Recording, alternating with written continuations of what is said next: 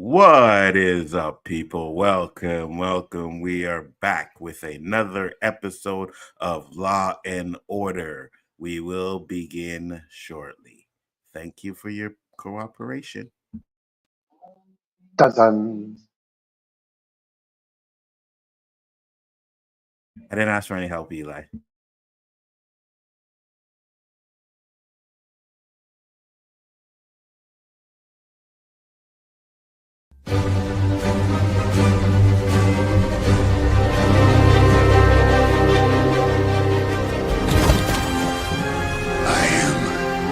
Inevitable.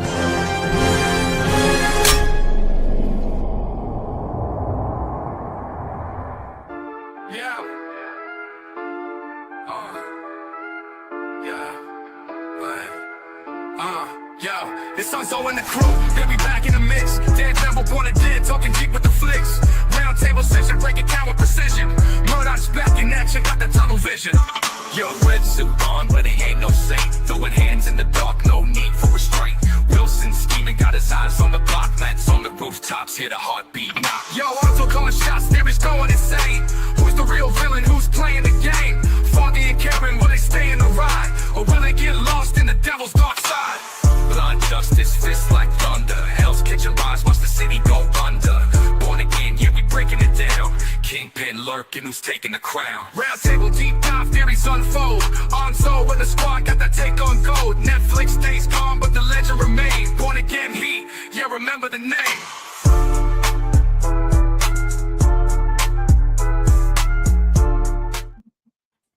What is up? What is going on? That is correct. Remember the name. Big Ford Entertainment is in the house. And we got the usual suspects as well. And we are here again with another episode of Law and Order. So let's get into it. No, don't put no shade on episode 6. I told you guys it was gonna have it. Episode 6 was gonna happen. You called it last week. Flashback, Muse, like what the hell? It's exactly. I was like, really? The exact thing I said?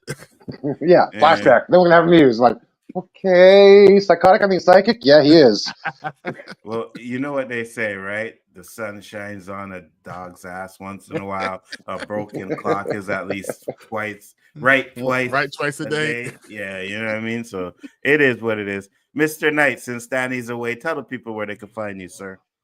Real Review 3000 Chaos Central here on Big Four Entertainment and over on the Road to Wisdom. You can find me on Tuesdays or Wednesdays doing my Unmasked with the Mass Singer. And yeah, so that's what I've been. Yes, Brian the Grizzly. Tell the people where they can find you, sir. And we on live Mondays and Thursdays from 9:30. We're doing our special episode breakdowns on Saturday, and pretty much any other day that Nzo's on, probably not too far behind. Yes. Elihu, tell the people where they can find you, sir.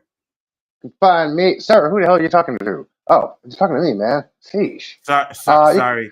Elihu, tell the people where they can find you, miss. Sir. Finish it. I'm on X, Threads, Instagram, Blue Sky, all that other stuff. Various YouTube channels. That's it.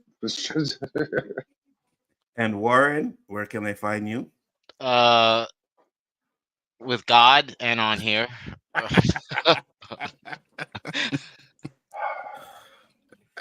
This is going to be a long motherfucking show.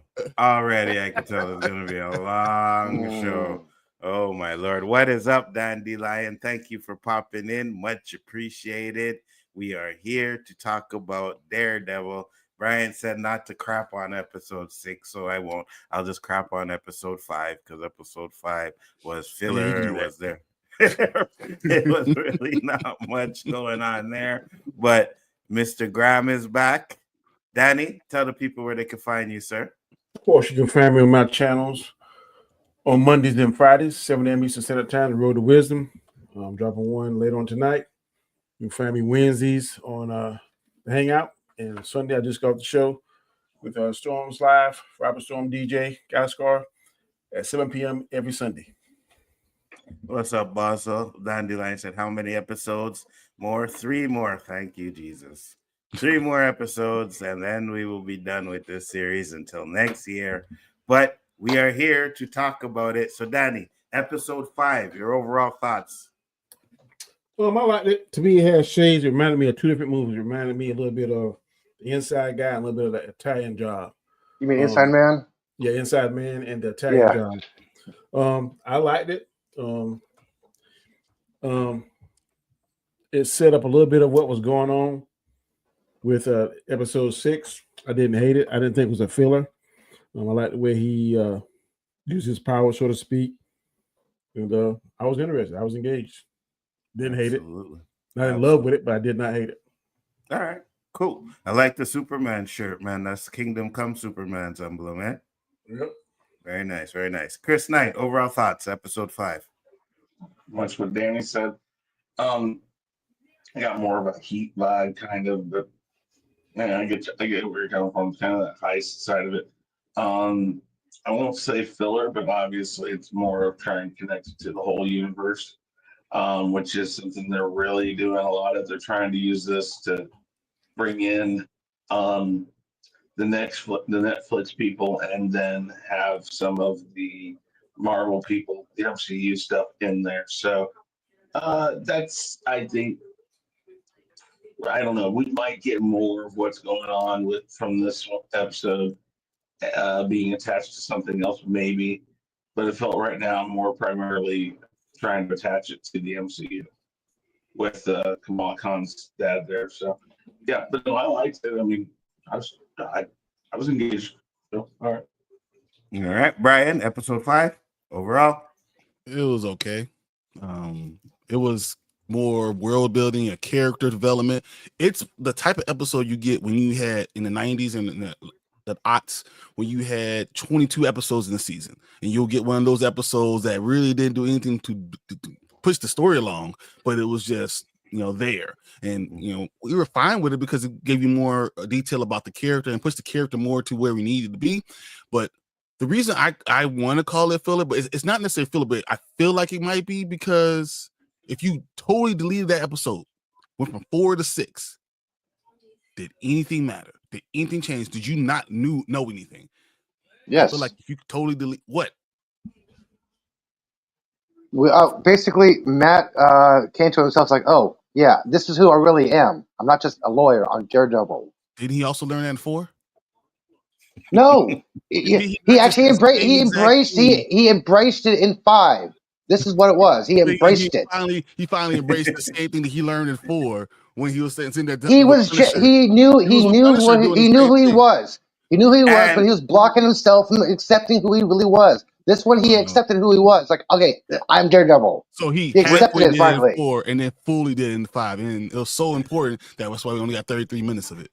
Not to mention the fact that I think we've seen him embrace being Daredevil in season 2. Right, so they're just rehashing the same old crap again. But anyways, go on, Brian.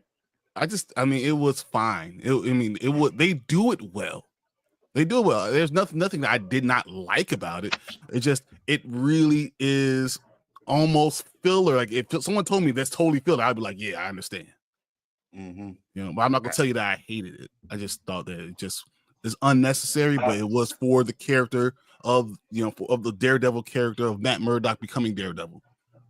I don't know about that per se.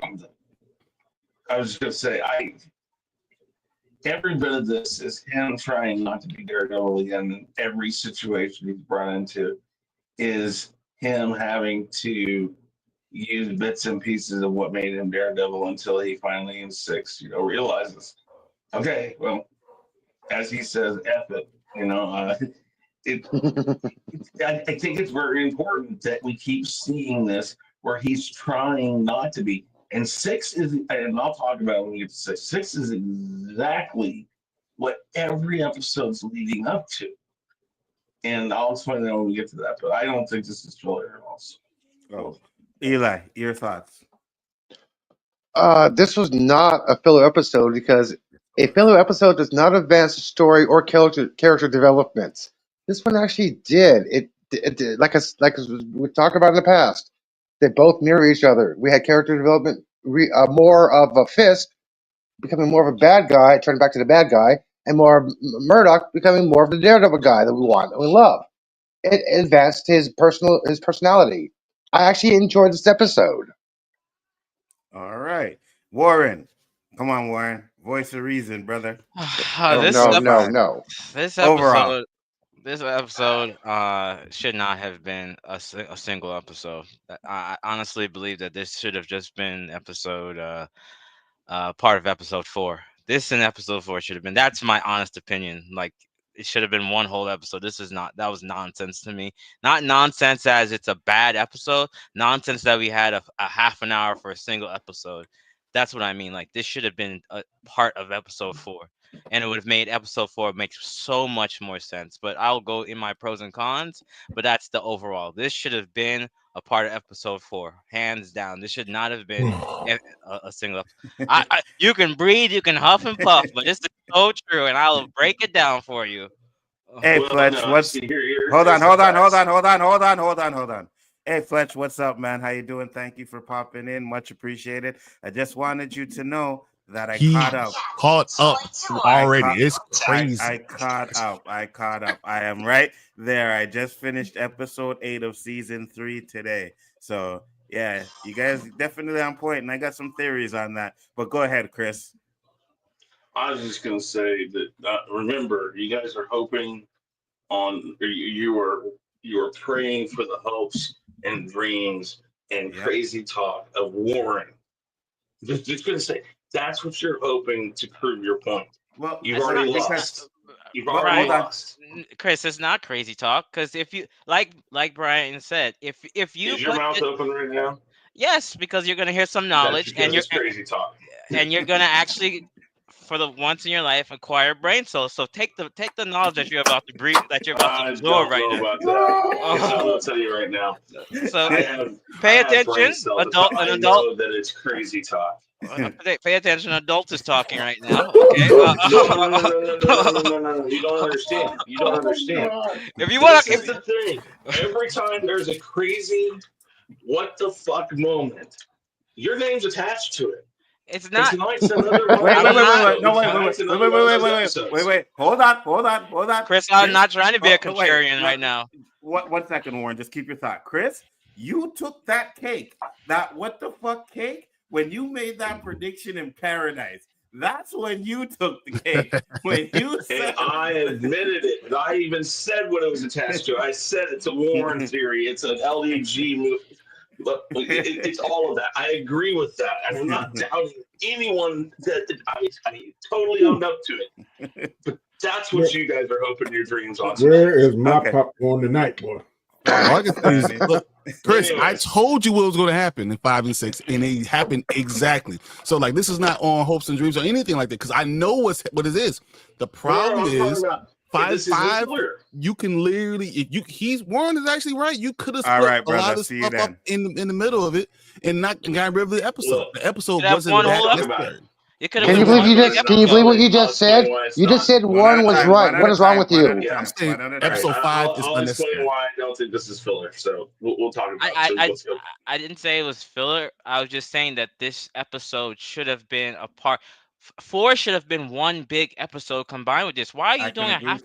That doesn't make sense, Chris. I'm sorry. I cannot agree with that. Like, because if you had this together right after that scene with Fist beating up Adam, and then you go into this, it would have made 4 make so much more sense. But then you say he's right. So you should let him finish. I don't doubt that part of it, but I'm fine with it being a single episode because there's reasons for it too. So it could be either or, I think. So, but let's just move on. We'll discuss. Well, that's my overall. Yeah. That is my overall. My overall is the same thing as most of everybody. Episode was decent. It was good, right? But I do agree it was filler because it didn't move the story along. Okay, so character development is character development. You're going to get that whether the episode has action pack or it's talking or whatever. You're going to get to character development. So that doesn't necessarily make it a filler episode. What makes it a filler episode is that it did nothing to move the story along. Absolutely nothing. Right? I get why they did it, right? We wanted to see him getting back into the Daredevil stuff. It clicked for him. Boom. Right? Towards the end of this episode, he was fully Daredevil, right? So it took this moment for him to get into Daredevil. But when we talk about story in general, it really didn't move nothing along. That's why I say it's filler. But it was a decent episode. Go ahead, Danny. You can say something? Yeah, go ahead. What does make it filler? I agree with everything you said to one point. What really made the important thing is that it connected the universe, because we saw how it connected Kamala into that. So I think that was very important. All the other stuff I could kind of see. I'm kind of on the fence with filler, not filler. But one thing that makes me lean toward it not being filler is that it really did something. It really tied that together. And I don't know whether or not whether or not it's going to expand on that anymore. But I did not see that coming at all. Did not see it coming at all. So the fact that it tied that particular universe to what we already saw, I thought was very important. So I get you. I hear what you're saying 100%. And we did get ties into the MCU, but it's not the first tie. They talked about Spider-Man, right? They talked about certain things in the episode already. So we already knew that it was connected. So, but it's doing kind of like the Loki thing. You know how Loki sitting there in the chair tying all the universe together? I got that. Okay, we tied Spider-Man together, and now we tying Kamala, now we tying this. So I see where it's kind of like the Loki street level. That's what to me what makes it important. No, I feel I can see both sides. You might be right, but without any more context and without any more information, we don't know. As of right now, what it looks like, the story really didn't matter that much to the overall Daredevil part. So, like, if what Warren said, if this would have happened in episode 4, and then we could show this in or the Daredevil part in episode 4, and the fifth part of episode 5, episode 6, and split it up, it still would have been the same effect. This episode 5 really wasn't necessary. It was if you have it that short, why even do it? I hate to agree with Warren. I will agree. I will. No. Before you laugh and cackle like a hen, I will agree that this could have been together, but I don't think it would have made no much more sense. It could have made the episode longer, but making it make more sense by combining it, I don't see that part of it. Could it make the episode better, but not make more sense? I don't get that. I don't think he means make more sense in the general story. Just makes more sense to put them together instead of having a separate episode. Like I think that's what he meant. I think Marvel even agrees with that. That's why they gave you 5 and 6. They look back, they're like, we probably shouldn't have done this. No, I 100%. I think that when they seen it, they're probably like, you know what, we're gonna have to drop these 2 episodes together because the next 3 are all single, right? First 2 dropped. I can understand that you dropped the first 7, 2, 8, 9. right?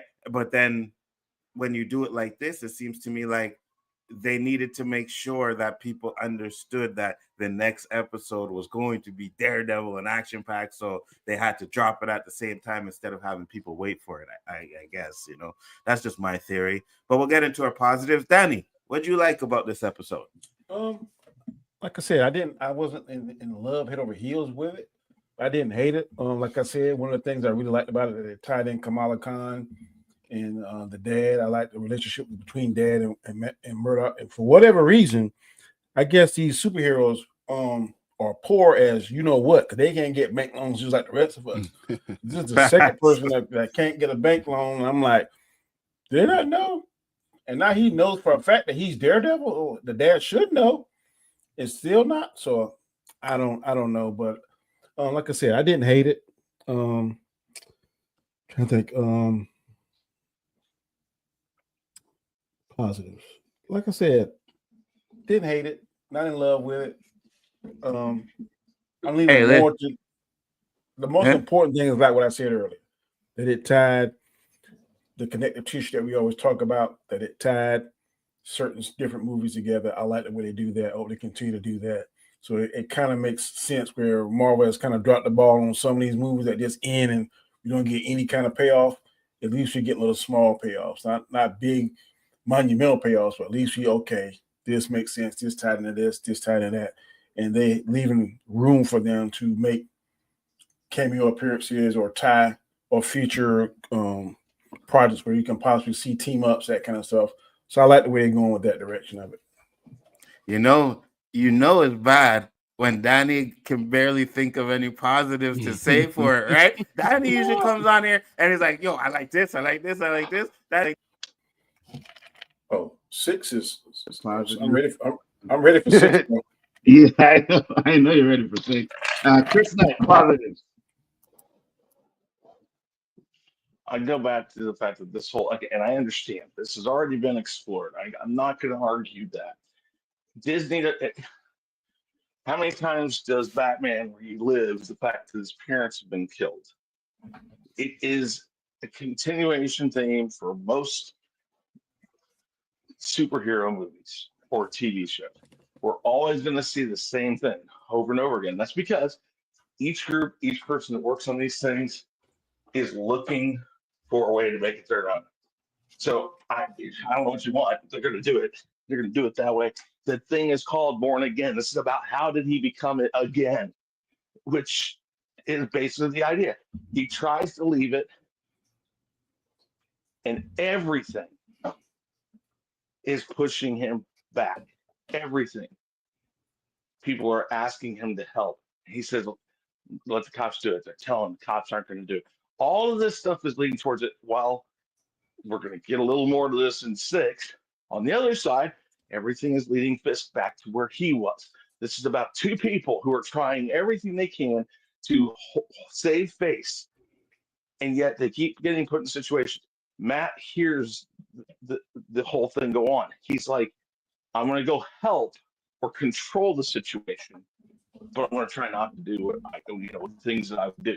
I almost thought at that moment that he might actually go and just put on the hood like he ended up doing at the end of it. This is about the immovable force. Your mic went out, Chris, I think. You have to be the wall. Okay. And I think that's what this whole... Your mic is cutting out, Chris. Yeah, your mic's cutting out a little bit. Daniel, I said, to be honest, strong part of that. Can you hear us, Chris? I don't think he can hear us. Yeah. Chris, can you hear us? It served just fine on its own. So because of that, no, he can't. I like the way that, no. I like Chris, can you hear us? Hello? Yeah, can you hear us? Yes, I can hear you. Yeah, because your mic's chipping in and out. That's why. Sorry, I'm in my house. I'm downstairs real quick. Yeah, no problem. Can you hear me now? Yeah, we can hear you good now. All right. Well, all I'm saying is this is every bit needed because it just shows more to the point him trying to be Daredevil without being Daredevil. And that's what this show's about. He eventually, in 6, realizes, F it, I can't not be something I am. And every little thing in every episode is important. So, I mean, yeah, sure. Can you shove it all together in one episode? Sure, you could. But it's another situation. And then you add in the fact that it ties in the Miss Marvel stuff or the Marvels, and it ties in Kamala Khan's family, which there's a hint that we might see her or at least the family. We're not sure yet. Everything in this is perfectly fine. There's nothing that doesn't. I like the way he helps him stall. I like the way that he does the very least he can do to control the situation, to try to figure out what's going on. I think even the sleight of hand thing to buy the time.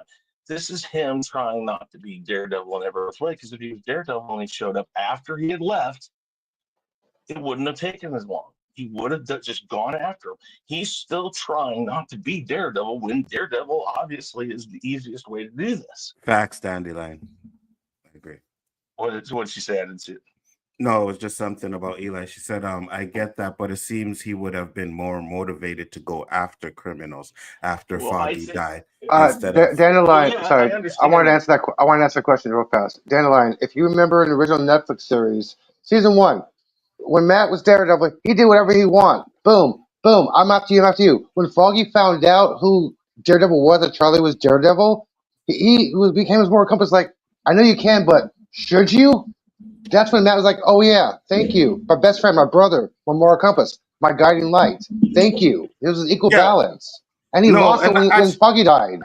Actually, it wasn't an equal balance because Foggy kept don't do me that, and he still was Daredevil. Like he didn't listen to Foggy. He He still kept did on what he had putting. to do. He kept on putting him in check. He was his bro. He was his boy. He met him in college, man. It was his, But Foggy wanted him to I'll be leave right it, back. right? Yeah. Go ahead. And Foggy was the one that wanted him to leave it, right? Mhm. Okay. And now his new investigator guy in 6, again, where I'm kind of trying to stay away Cherry. from talking about 6, but he wants him to leave it alone. This is everything trying to not be it. And he's trying to do this, and it's all for Foggy. Every time he thinks about it, he constantly thinks about it. When Punisher tries to tell him, "Oh, it's all about him. Say his name. Do all this." It's the truth, and that's the thing. Every bit of this is connective tissue to him ending up having to get Not a gremlin. everything. Everything is Crap. where we are at 6. Wait, hold on. Warren, turn your That was camera on scary. again. Sorry, That was Chris. Sorry, scary. Chris. Not a Wait, look at the way the helmet is, and doesn't it tell me makes his ears look like the gremlin ears? Yeah, What are it we does. talking On his about? Oh right my ear. gosh. His Oh right my ear, God. man. I'm sorry, Chris. Go ahead. Any more positives? No, all I'm saying is every bit of this is connective tissue to show what this whole show's about. So I think the whole thing is well worth it. I think it's fun. I think it was it was interesting how we know these things about him, but he's telling people, hey, this is who I am, and he saves a guy's life by saying, hey, you're a blind orphan. I mean, just every bit of it I thought was very well done. And I'm with Danny. I'm not saying this couldn't have been attached to 4, but it didn't need to be. I do believe you guys are right, though, on the fact that Marvel said that this is a short episode. We need to put it out. And I wondered why they did it. But I mean, I obviously think they wanted to get it to the point where we see him again. But I don't think they had to do it. I would have been fine with just this episode. I got you. Brian, positives. I thought it was a fine episode. I will tell you this: if they release just this episode, I will be heating the shit out of it. I will be destroying this episode if they gave me this 27-minute episode and said this is good. Don't give me half a pork chop and say you went to a Sunday dinner. Don't tell me that was good. No, man, you don't invite me to a barbecue and not have any burgers. Like you get half of the hot dog. That's what you gave me, half a hot dog. It's okay when you got half a hot dog and then you got some burgers on the side for the next episode. But Marvel knew that. So that's why I give it a pass overall. But I'm not going to tell you that it was a great episode. I'm not going to tell you that it really moved the story along, because if exactly the same thing you guys were saying, it happened in episode 4. The exact same thing. Man, he thought about being Daredevil and then he could have been doing this. And they pushed him and tell him, hey, get over this whole thing. The same thing you guys are saying. Happened in episode 4, but that doesn't eliminate this being a fun episode for what it is. I think it's just fun for fun. And if this was an 18 episode show or season, we'll all be saying it was great. Everything will be great. So I mean, I think what my positive is, it's still fun. It didn't ruin anything. Nothing that they're doing is ruining the character or ruining my time. It's all worth it. And Marvel looks at it and they're paying attention to what's going on. And as Danny said, they're trying to connect things. And then maybe we can have Daredevil come out in the movie because of the connective tissue that they're laying down. So all that's fine. I think what they're doing with Fisk and everything is just fine. This was a fine episode. Not great. Nothing to write home about, but good. I agree. Eli, positives. It wasn't the greatest episode, but I did enjoy it. Most of what I was going to say has already been said. I did like the fact how Matt just analyzed every situation when he walked in. Imagine if Clark Kent and Jimmy Olsen was in the bank and was getting robbed. You think Clark Kent's going to reveal himself as Superman? No, he's going to do every single little thing to do to help the situation in it flow as it goes. That's what Matt did. He listened. He heard about the couple. It's like, no, let them go. I'll stay. He tried to do his best to do what he can to help in the situation without revealing who he was. Yusef didn't know that he was Daredevil. He's like trying to buy time and fiddle with the knobs. He didn't know he was breaking the safe. He didn't know about that. You saw that expression on his face when he opened the door. He's like, "Whoa! Like how'd you do that? I'm a really good lawyer." That little trope there. Like he didn't know that. I mean, he was just trying to do what he can to help out. I I really especially enjoyed the part about the candy part. That little blind, the little hand with the candy. Thank you for the writer, whoever did that part. I'm like, thank you. I love that little touch. If you're not aware, that's something that if you're presenting something in front of a blind person, the candy, what Yusuf did, and tell somebody, oh, there's a bowl of candy here. Here it is, right here in front of you. I love that. Mm-hmm. That was just great writing. I'm sorry, I love that part. That was one of the best parts. The way that Fisk, oh my gosh, you can tell he's really seeking into it. He's turning back into. He's being born again into the Kingpin. Episode 6. Sorry, six. Sorry. No, I'm Yeah, skipping yeah, ahead. we're still Sorry. doing fine. Yep. Yeah, we're Once Sorry, again, I'm skipping ahead. 5 was okay, but 6 is the one we're all here to talk about. Yeah, okay, yeah, okay. absolutely, absolutely. Warren, you're positive. Don't do weed. So it's my turn. Yeah, positive. The positives are, most of you guys mentioned it. I guess the only real positive I saw was that we still didn't know who told that guy to do the bank, so that adds more mystery to it. Like that is the I was thinking about, like, who is the person that wanted this bank heist done and all this stuff. We saw Matt, you guys hit all the points. I have way more negatives than I have positives. I'm sorry. Like, yeah, it's not a bad episode. It's not a bad episode. I'm not saying that, but my cons will make sense once we go to that. But that's all I got for you. So I got you. So for me, episode was decent. Positives were I liked the way they showed how Daredevil took down the bank guys. It was really good. Even when he opened up the safe and all of that stuff. That's some good stuff. Really good stuff. But again, like I said, it doesn't really. We'll get into the negative, so I won't say that part yet. But seeing Kamala Khan's father in there, and then he pulls out the bobblehead. I thought that was pretty funny. That was not cool. the bobblehead, the Funko Pop. The Sorry. Funko Pop. Yeah, the Funko Pop. So I thought that was pretty cool. And like you said, the candy thing. But I knew he was gonna put the diamond in the candy. Like that was obvious. So they foreshadowed it with the candy stuff. So that was interesting. But I'm with you guys. Like the positives of this episode it was a good Inside Man episode, right? First we were getting Law and Order. Now we're getting Inside Man. And episode 6, we finally got Daredevil. So it took a while, but we got there. We'll get into the negatives, though, because that's all I really have for positives. Warren, we will start with you on the other end. Let's hear your negatives now. Guys, buckle up. So negatives. First off, you guys are going to hate this take, but I don't think you should have even mentioned Kamala Khan. I think you should have used a different character within the current Daredevil universe. Like have Jessica Jones walk in or talk about somebody else. Like Kamala Khan has nothing to do with like Hell's Kitchen, Harlem, that sort of. She's a super powered character. I get it. You want to have the connect of the characters and introducing them, and that's fine. But I don't think you introduced her in like a Daredevil show. Like they should have mentioned like, I don't know, somebody else that's more on the like, I don't know, Jessica Jones. Even if you don't like Iron Fist, mention Iron Fist. That's something I thought. Another con. They could have. This was a perfect episode, even though it was small, to have Vanessa Fisk.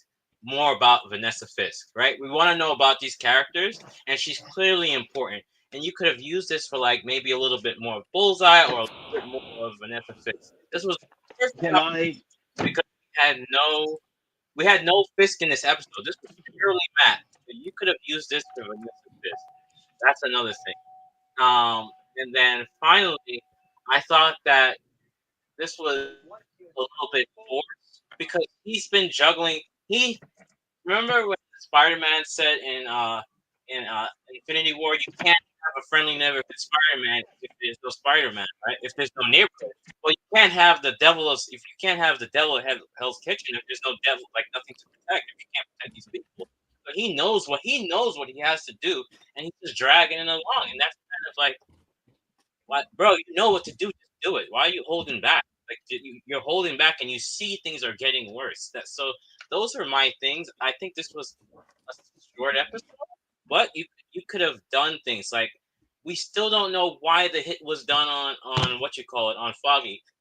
30-minute episode, you could have done 10 minutes of figuring like getting a little bit. Why are you waiting so long? Like what? Like you have this character Bullseye, and we haven't seen him. I'm sorry, it's a missed opportunity. So that's all I gotta say. Well, isn't Bullseye in jail?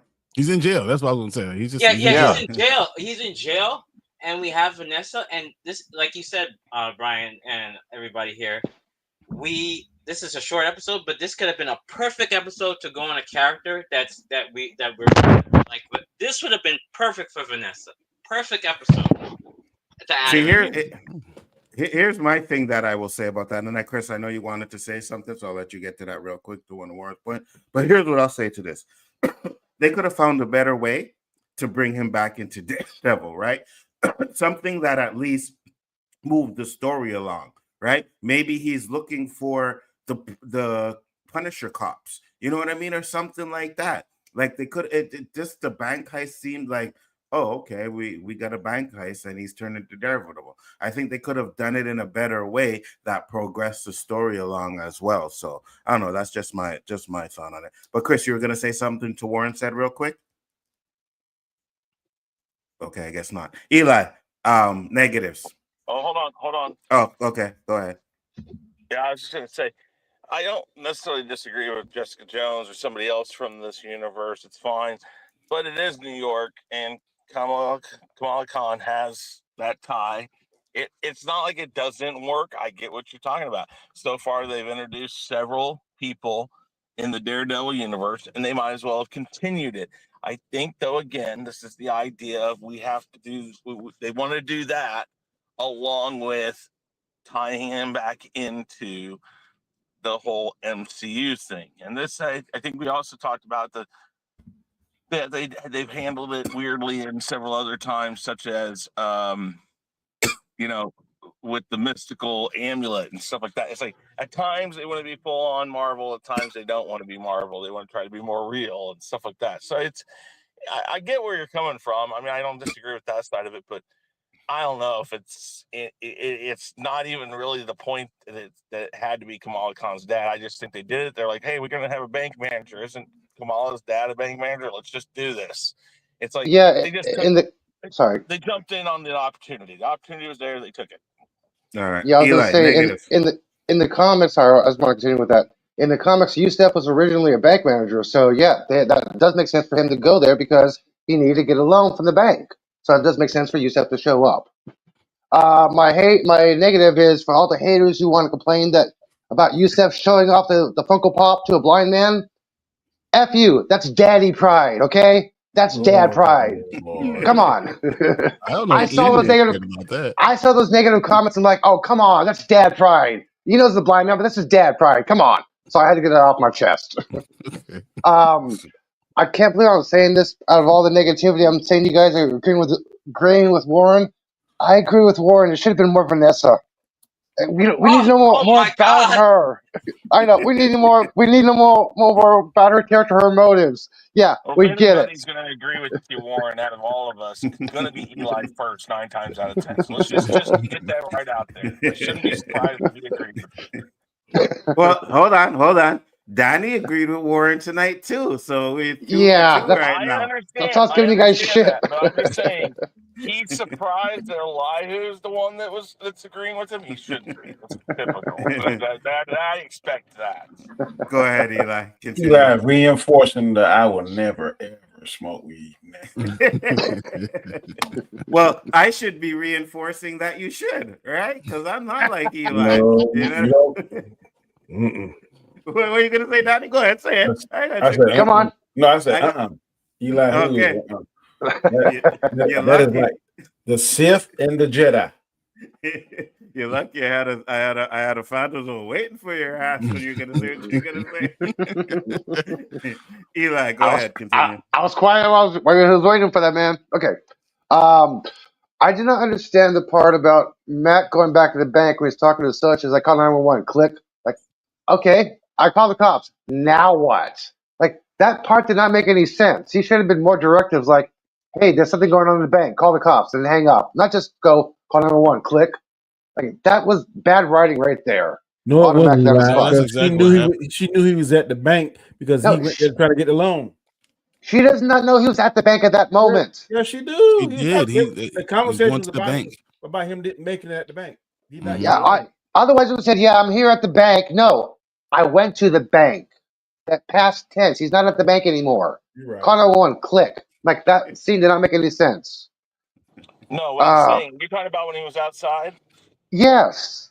Yeah, the point here is she calls and he knows he's going back. So he makes up an excuse that I'm at the bank because he knows he's going back. Mhm. That's what he's doing. It's not an improper use of the phrase. He knows he's going back at this point in his head, and so he wants her just to think he's still at the bank. So he says call 911. Yeah, that's all he says. Call 911. He tells her she knows what's going on. That he was at the bank. He says call 911. Bank 911. If someone was at the bank, my mom was at the bank, and they said, "Hey, call 911." I'm calling 911. Hey, something's going on at the bank. I don't have to put two and two together. You ain't got to. You ain't got to feed it to me. I got you. It's there. It's all a part of that. That's okay. Anything else, Eli? Yeah, I think the Officer Kim is just a filler character. She really doesn't do anything. Basically, the negotiator. Yeah, I mean, okay, that was a funny joke. I love that joke. Great punchline. Hey, Elihu, laugh some more for the rest of us. We're having a hard time here. Go ahead, Eli. What else was I going to say? Chris made me lose my thoughts. All right, we'll come back to you because Dandy. I don't think it was me that made you lose your thoughts. Keep talking, Chris. Keep making lose his thoughts. Brian, your negatives. One negative is obviously that we've been on this stream talking about this episode longer than the episode actually was. Facts. Wow. Just facts for everybody. Okay, so that's when we're trying to get into detail about something that lasted shorter amount of time that we've been talking about it. Okay, that's a negative in itself. Okay, the reason why I understand why they use Kamala Khan. There is things in the comic books that go with it, and then you want to connect it to a movie, get a chance of Daredevils to be in the movie. That's why they did this. Whoa. Ain't y'all been on streams talking about that show for 4 or 5 hours?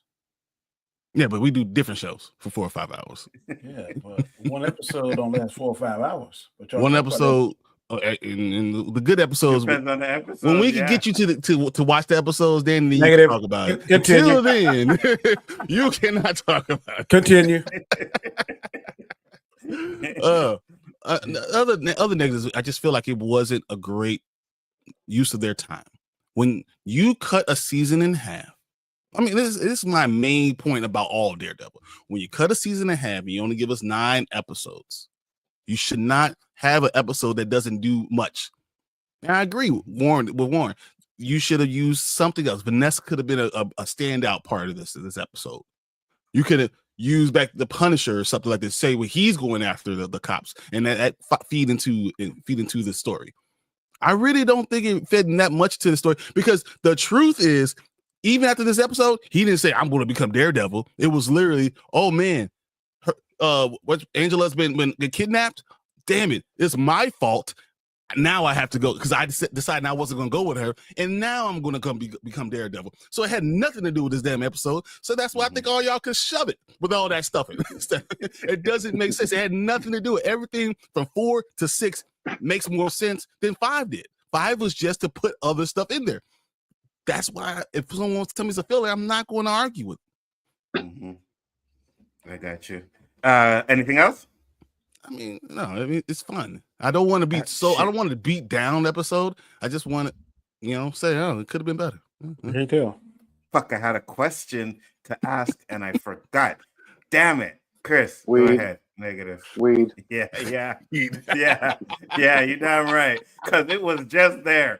It was, I'm no word of a lie. I was just waiting for Brian to stop talking so I could ask the question, and then he stopped talking, and the question went, whoop, bye-bye. So, yeah. That is why notes are imperative. Dislikes in this, I don't have any. Okay. Danny. I'm kind of on the same train with Chris. I don't just really dislike it. Like I said, it's definitely not better than episode 6, but I mean, I don't hate it. Like tearing stuff apart. I got you. I remember what I was gonna ask now. So, and we've all watched Paradise. We've all watched different series. You guys could say Penguin, whatever, right? Mm-hmm. And when you watch these episodes, did you feel like every episode brought something new to the table or progressed the story along, right? And then when you watch this show, do you feel like every episode in this show does that? But it's kind of subjective. You said still wanna Anzo know. because Go ahead. as bad as the Acolyte was, I was engaged with it. Other people didn't like it, but I was engaged because I was wondering what's going to be next. This show has that same aspect. I'm wondering what's going to be next. Sometimes it's above my expectations, sometimes it's below. But aren't you a little interested on Tuesdays what you're going to see? Even though it may not be what you want to see, but aren't you a little interested? I mean, I am. But doesn't that just mean that you like the show? You like the character? Doesn't that just mean that you like the character? You want to see what's going on? You already doing it? Like this is what we said. I think we've all said this was a fine episode. It was fine.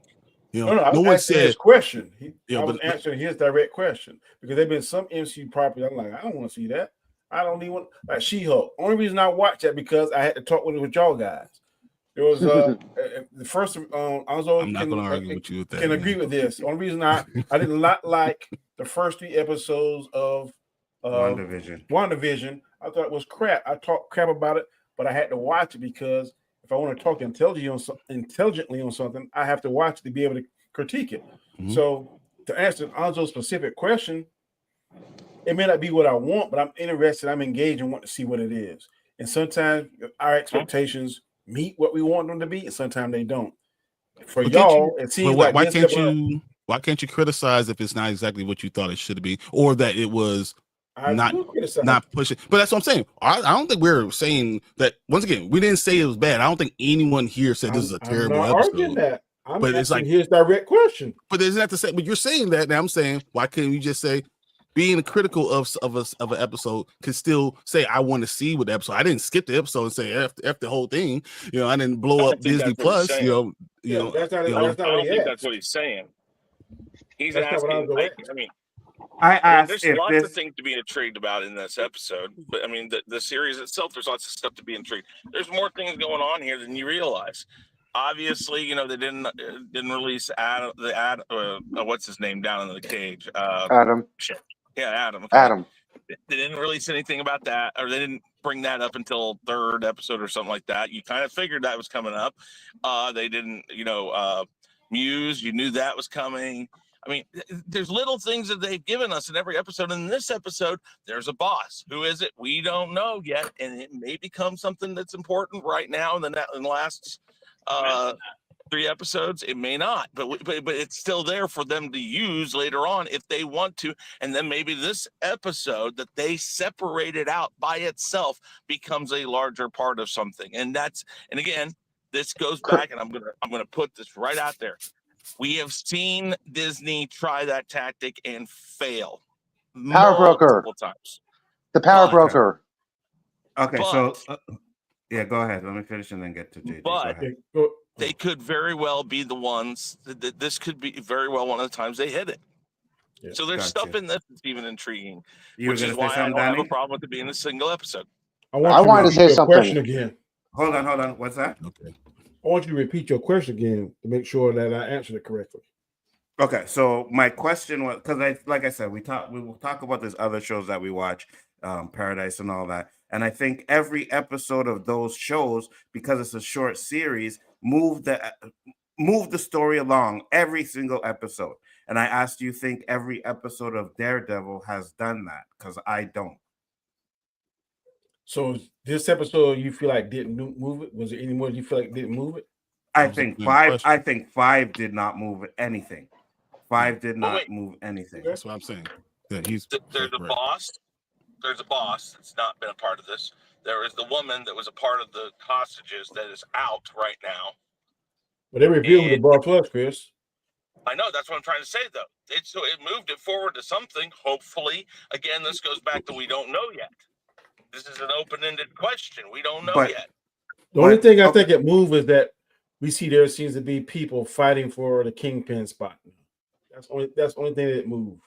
If you sit back and look at it objectively, but like you said, it didn't move any more.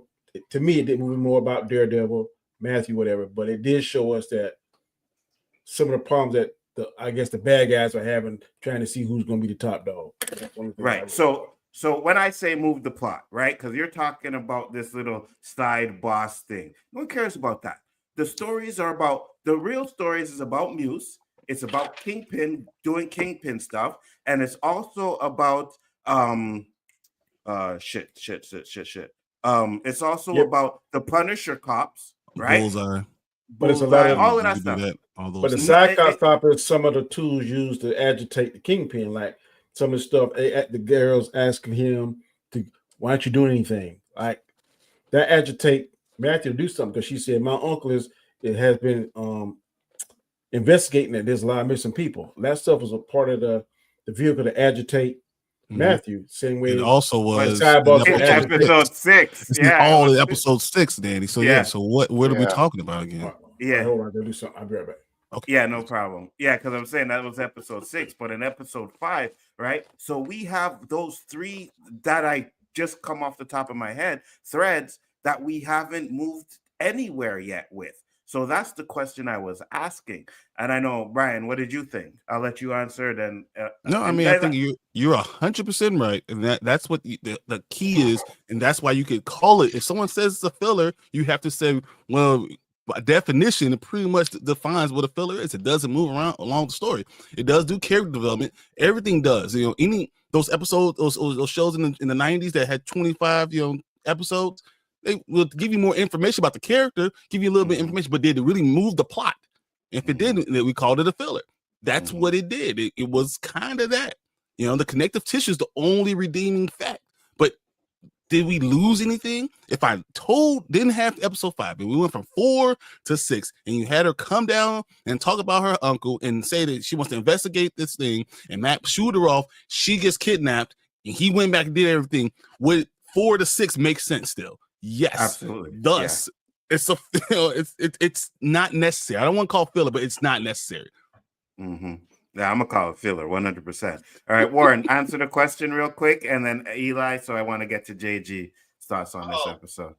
But to my point I made earlier. So if you combine the times, it's like 55 minutes and 20. If they made this like episode 4 that we had combined 4 and 5, it's an hour and like change. Which you cut out credits, it's like 60 minutes. That's what I'm saying. Like, it would have made more sense on a story-wise to just have combined it than doing this. So I agree with the points. I just don't think that I don't have a problem with the episode. I thought it was fine.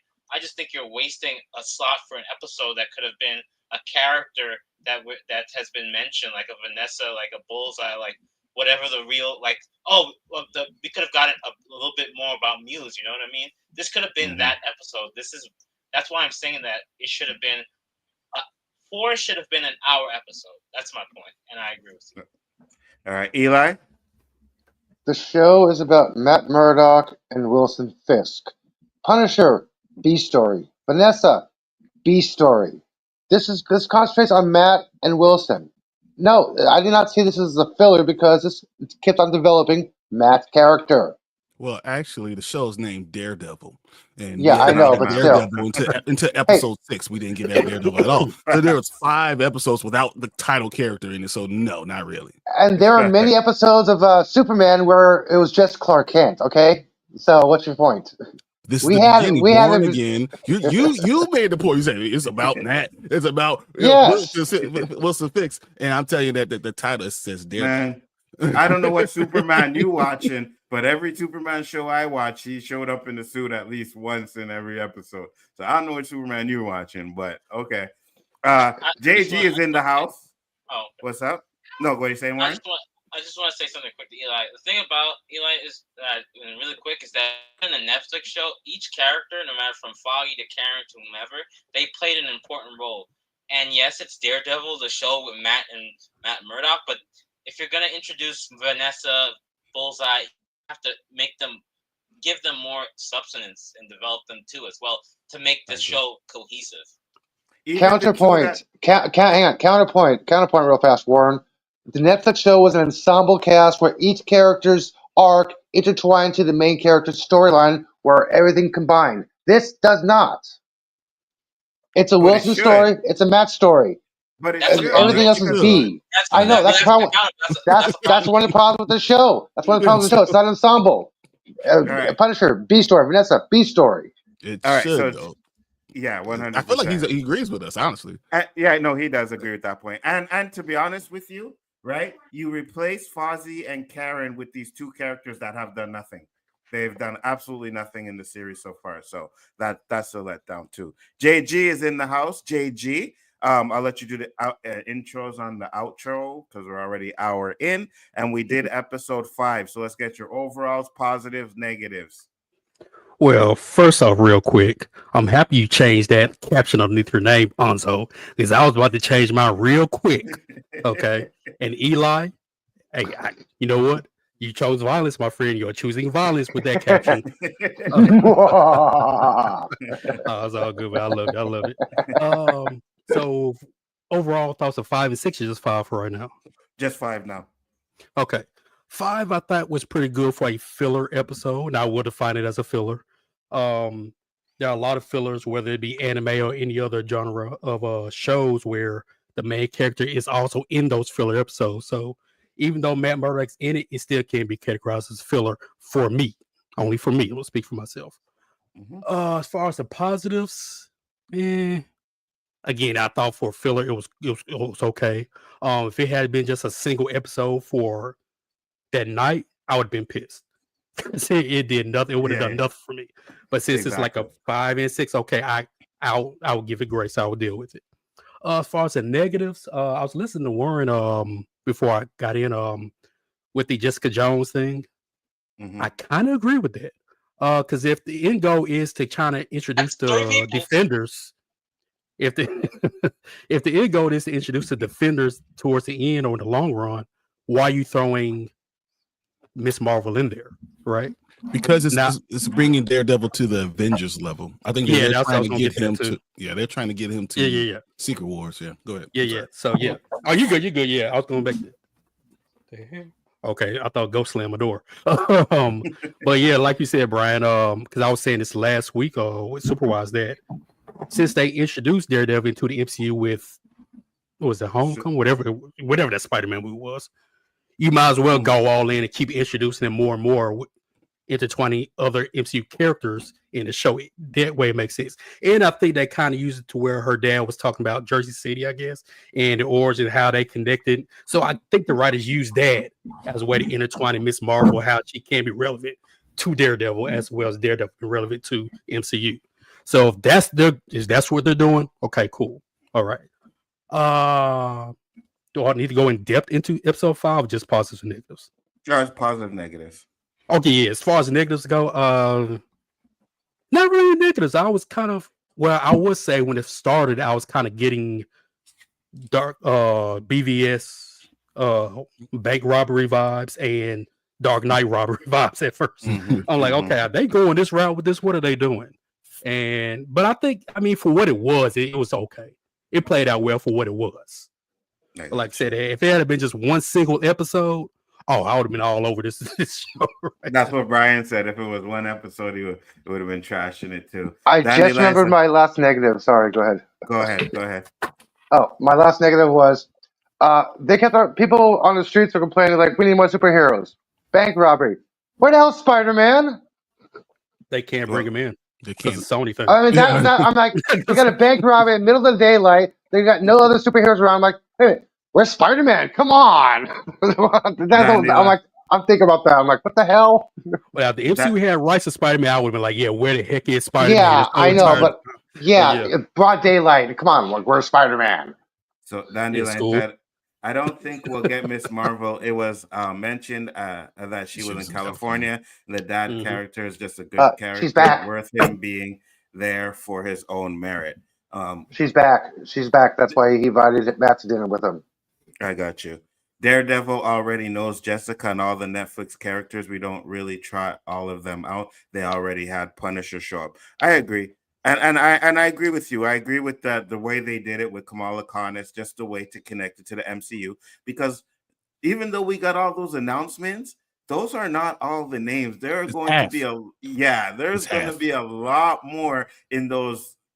I think what they're doing is they're going to put certain characters in Doomsday and then certain characters in Secret Wars, right? I think they gave us half of Doomsday because they're going to have a Team Doom on the rest of the people that they're going to announce. Let me ask you a question. Yeah, go ahead.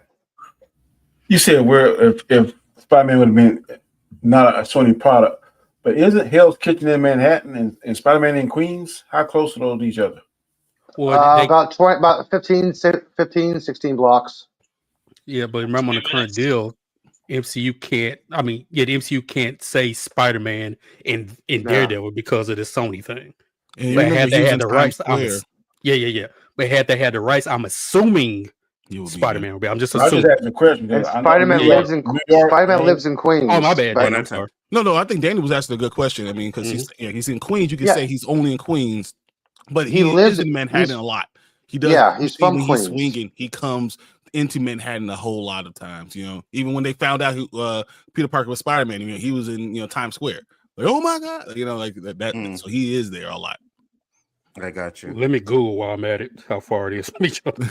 Yeah, that's why I was like, because there's 5 boroughs, they ain't all like on top of each other. So that's why I was right. No, I agree with you, Danny, 100%. I think you all have to remember the season was originally 18 episodes, so naturally by them cutting it in half, a lot of the story will bleed into season 2, and characters like Muse, Bullseye have already been confirmed season 2. No, we agree with you. 100%. That's not a complaint, right? That's it. I think that's what I think, especially me and Brian, is our main complaint, is that the way it's paced for an 18 episode season. Right now, if you continued and kept it 18 episodes, then 100% you could understandably have these type of episodes, the fillers episodes, and everything. Knowing that, shouldn't that give you all the pass? No. What do you mean? Because if it wasn't a year apart, then yes, I'll agree with you. If they did it like Invincible, it would be 3 months or something like that, or even like Cobra Kai, 3 months, then I could give you a pass, as I know it's a continuation of the story. But when it's a year, it's another season. If I go through 4 seasons and I come back around, it's another season. So no, you lost your pass then. Warren, I found out about your distance here. Basically 15 to 23 miles apart. Yeah, 20 minutes by train. I don't know how fast Spider-Man can swing though. So. I just ChatGPT'd it, so. All right, guys, we are going to get into the episode everybody wanted to talk about. It's episode 6. We're going to give our overalls. We'll start on the other way. I think Chris is having issues because he didn't come back or whatever. Sure, he will. But Elihu, overalls, episode 6. Overall. Just to be clear. Overall, fuck yeah! Next. Brian, overall, episode 6. God, I've been waiting for this episode for such a long time. Yes. Thank God. I loved every part of it. I loved what we were getting. Because I like the story. I like the story of what they do. Just give you some action too. Give me fists. Ooh, and he was turning the Kingpin. His jacket getting tighter, he's getting bigger. You see him throwing the axe in. What the boy, man? That was a fire ass episode. Everything about it was great. Even Daredevil, when he was doing the Muse, was great. Muse being the escape out. I loved it. It was fire. Yes, sir. Warren, overall, episode 6. Overall, episode 6 is an actual. We finally got a Netflix episode on a Disney service. A Netflix worthy Daredevil episode. That's what episode 6 was. In a 1 sentence, 2 sentence. That's what it was. That was authentic Netflix Daredevil that we finally got. That's all. Yes. JG, episode 6. About damn time. I was looking for the right words. I couldn't think of a man. Mr. Graham, episode 6 overall. On point. Need more. I hope these last 7 will be just like. I mean, his last 3 will be just like it. Better be. Overall, episode 6, absolute garbage. I don't know what you guys are talking about. All right, Phantom Zone was just complete.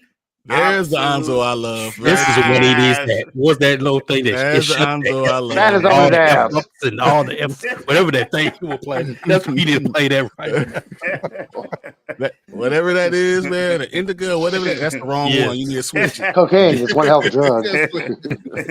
I'm just joking. No, episode 6 was great. It was a good episode. It was exactly what we needed to see. I wish we would have got more of it, right? I really do. Like, if this series would have given us sprinkles of it. Like, again, I'm not saying it had to be every episode where we need to see Daredevil and this and that and doing. No, but if you gave us more sprinkles throughout the first 5 episodes, this would be on par with the Netflix stuff, right? It really would. It's just that because we don't get that stuff, and we're would it getting be reborn? Yeah, Would it you still had to be born. You still had to become. You know, he didn't have to be in the suit to be reborn. Like, yes, he would still be reborn. I agree. Oh my god! because here's the thing, right? Because we got him with the cops. He beat up the cops in that last episode. There, we saw that stuff, right? So they could have done more stuff like that. You know what I mean? I just think, again, going back to the last episode, where instead of having the bank robbery, he should have been trying to find out who killed White Tiger, right? And then we could have got some more stuff like that, which would have been progressing the story along for that. But other than that, this episode was exactly what we wanted to see, man. Daredevil being Daredevil, you know, and I enjoyed it. I thought it was the best episode so far. So let's get into our positives for the episode. Look at this, man. This is for you. There we go. Man, Look at that. Hold on. There we go. We're doing it together, guys. We're finally agreeing. You know, don't worry about Trump, but we're finally agreeing on the episode. That's what we're doing, guys. 51. Let's go. Whoa, pause. Puerto Rico is 51 before Canada. Come on. Everybody forgets about Puerto Rico. I do not fly, but you can put me on one of them boats and send my ass back to Africa if we become a 51st. You know what I mean? What did Killmonger say at the end of Black Panther? He'd rather be dead than chained up. Now chain me up on the bottom of the boat. Go ahead. Chain me up on the bottom of the boat. Send me back to my ancestor land 100%. I would rather be over there than to be a 51st American state. I'm just saying. You think it's corrupt here? It's corrupt there too, bro. Yep. Yeah, I know, but at least it's my people screwing me. My own people screwing me. You know what I mean? I ain't orange. Who are you talking about? Positive, Danny. Let's go. What you like of the episode 6? I like everything about the show. I was wondering, like Daredevil taking a lot of punishment more than he did in the Netflix movie, but just a nitpick. But hey, everything I like the pacing. I like I really like Vanessa in this because I couldn't really tell whether or not she was trying to help Kingpin when she was talking when they were getting dressed, because they kind of pan back and forth. Was she helping them, or was she telling him the wrong thing intentionally? So when he talked to other people, they kind of like. It seemed like she was enjoying him become Kingpin again. She was like turned on a little bit, like, oh yeah, that's the man I married. Oh yeah, really? She walked in there and looked at the bed. Yeah, she looked at the bed, and I thought they were about to do it. But it's just great episode. Like I said, I hope the next 3 be just like that. The fight with Muse, fantastic. The more punishment he takes, like the stronger he gets. Because there was a minute there when Muse was like kind of getting the best of him, and then like he just turned it on and flipped the switch. He starts screaming, it's all over. Yeah, that's one thing I thought was crazy. I'll put on my negatives. There's one negative thing, but other than that, man, this was I agree with Lonzo said, the best episode so far in the series. All right, JG, positive. Man, great episode. I enjoyed it from beginning to end. I kind of differ with the Vanessa thing. I think she's pulling some strings back there. I think she's, from the last episode one that she asked Fisk if, hey, you wouldn't hurt me, would you? How many times was me and her women say stuff like that when they were trying to get something out of us, right? Or they were trying to do like that. That's a feeling I'm getting out of her right now. I think she's behind the bank robbery thing. I think she's behind a lot of stuff because I think she wants power. And Fisk, I mean, he's on a rise right now. What more to make him fall down back to Kingpin again and get everybody going against him and making all the watch he's doing something? That's just what I'm thinking. I don't know. I could be off. Maybe I've been hurt too many times. I don't know. But yeah, other than that, man, I love the comic accurate suit that Muse had on. I mean, it was a subtle difference, but hey, I loved it. Him getting ready to put the suit on. If anybody watches Mr. Wise watch party Tuesday nights, yeah, nobody watches. When he's on that phone, he's like, when they call police, he's like, you know what? F the police. I'm gonna put the suit on Murdoch. Put the suit on Murdoch. And and it was funny how he's running towards it. No, so way he's running towards Muse. Muse like, what the hell is that? It's on this Daredevil, and the fight choreography for a TV show really done well. Really done well. Yeah, and then I don't know if I like Daredevil Muse fight more or the Fisk Adam fight. Because that fight, man, that was ass whooping. Yeah, pretty much. Yeah, ass whooping. You're right. It wasn't a fight. You walk into a room and you give someone a weapon and say, hey, "Come at me, bro." Not only that, he was like, "Hey, you're gonna need this for an advantage." Like, what the? Okay, we going there. It's about damn time. But yeah, positive out. Beginning and enjoyed it. Absolutely, Warren. Positives. Well, I like the fight, the build up. I like that they added more violence in the sense that it started with the two two girls. Like they're showing the violence. Like I'm trying to get it out. What was I gonna say? Wait, this is the overall, right? I'm sorry. No, positives. Positives. Sorry. Secondhand weed smoke, dude. It happens. Sorry, the positives. Well, Contact buzz. First one was Kingpin realizing that there's the criminal aspect and there's the political aspect, and he's seeing that it's a dirty game, and he's gonna have to turn on Kingpin on the political aspect. The way those people were saying, like, oh, and we saw Swordsman, who was from Hawkeye, mentioned like he wasn't threatening Fisk, but he's telling, hey, this is a different arena, and you're gonna have to watch what you do. So it was seeing Fisk to realize this is a different game I gotta play. So I like that. I like the fact that we got the Atom, like you mentioned. Matt getting that. I don't know. Matt getting his hands dirty in the fight with Muse was, like you mentioned, was good. And seeing Vanessa more, because I think she's more pulling strings than we really think. We're not giving her enough credit. I'm not saying you guys are, but I think she's doing more than we actually think. And the last point is that the fact that the I think the cop squad is going to play is actually very important too, because even Fisk realized that Muse is a huge threat. So the fact that even Wilson Fisk is like, okay, this guy is a psychopath. He's killed 60 people. We got to do something. If Wilson Fisk is scared, in a sense, you understand that this is a bigger threat. So that's my overall positives of the episode. Got you, Brian. Overall. I got one quick thing too. Go ahead, really quick. Yeah, go ahead. I thought it was really funny when he said when the sanitation department figured out before the cops. I was gonna say that. Man, I was gonna say that. Yeah. That's one other thing I just thought about too. But go ahead, Brian. Damn it. No, I thought that Fisk is finally figuring out being mayor is the same as being Kingpin.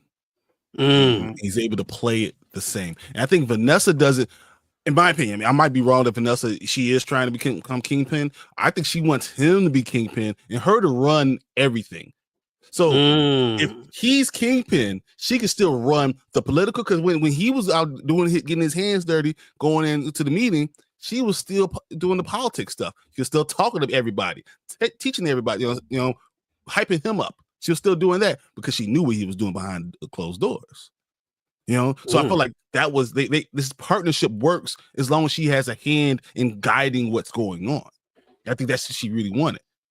And it's funny because it seems like as he's getting further and further in, closer to being Kingpin, how he's just getting bigger and bigger and bigger. And man, the fight with Adam, I felt like he grew 3 inches. It was crazy. like you can see the physical nature of it, and I thought that was so well done. And the little things that you don't notice. The ripping of the suit was great. That was ideal. But I think Vanessa really just wants him to be both. She wants all the power. And I think she's going to push him to have all the power. And she recognizes the stuff that he was doing before is actually hurting him as Kingpin, taking power away from him, having the streets get crazy. And he actually could do a better job as mayor, controlling it from inside. I thought that was ideal. And then Daredevil, once again, I said that you talk about 5. 6 is where he realizes, he tells what's her name, Angela, whatever, tells her, go do it on your own. Well, I can't do this. I'm only a lawyer. Still trying to lean on that whole lawyer part. And then as soon as she gets in trouble, calls him or whatever, he's like, oh shit. He goes out there, fuck it. I'm gonna go be what I need to be. That was the straw that broke the camel's back. Not episode 5. This was. And I thought that was awesome that he got into the suit and then went out and beat Muse's ass. He was whooping. I'm surprised Muse was able to get up. I was like, yeah. It was just epic the way they did it. It was Fisk returning to Kingpin, and it was Daredevil returning to being Daredevil, or Matt turning back into Daredevil. And once the mirror is still there, but they gave us action with it. So that's all I asked for. Give me some action in it, and they knocked it out of the park. Facts. I got a question for you guys real quick, and I just thought about this now because I was thinking, and what do you guys think? They could, like, this Daredevil, depending on how many seasons it goes, they could actually kind of tie this into Spider-Verse, right? Because remember in Spider-Verse, in the first one, Kingpin is opening up dimensions because Vanessa died with the kid and he was trying to get another one from another dimension, right? What if they do something like that? Maybe not this season, maybe not next season, but like in the 3rd season, they end up having a kid, and then and they die, right? And then next thing you know, you see a mention of a Miles Morales, or you see like a live action Miles Morales walking around somewhere, or maybe they mention him in like one of these episodes. I mean, there have been rumored to do a Miles Morales live action for a while, so it would be interesting if they did something like that. Now, it's a stretch. I get it. I was just thinking that with Vanessa going on the way she is, I have a feeling that she might die, right? What if they do it? She's going to heaven, become it, and accidentally die. Yeah, she's going to drive me crazy. 100%. I agree. Eli. Damn, I can't believe Brian didn't pull out comic 115 about the Cop Squad. Jeez, you got a stack behind you. I did want to. You got a stack behind you, man. Come on. I didn't want to leave that for you because I actually have it right here. So. Okay, I was like, "Where is it, man? Come on, come on!" I'm like, finally, we got some good adaptation. Thank you, writers. What's been said has been said. I mean, the Charlie guy, I forgot the last name for the Cop Squad. Yeah, perfect persona. I believe he was the one that actually make my words carefully because of YouTube, offed White Tiger. I believe he's the one that did it because Fisk addressed him directly more than any other cop in that room.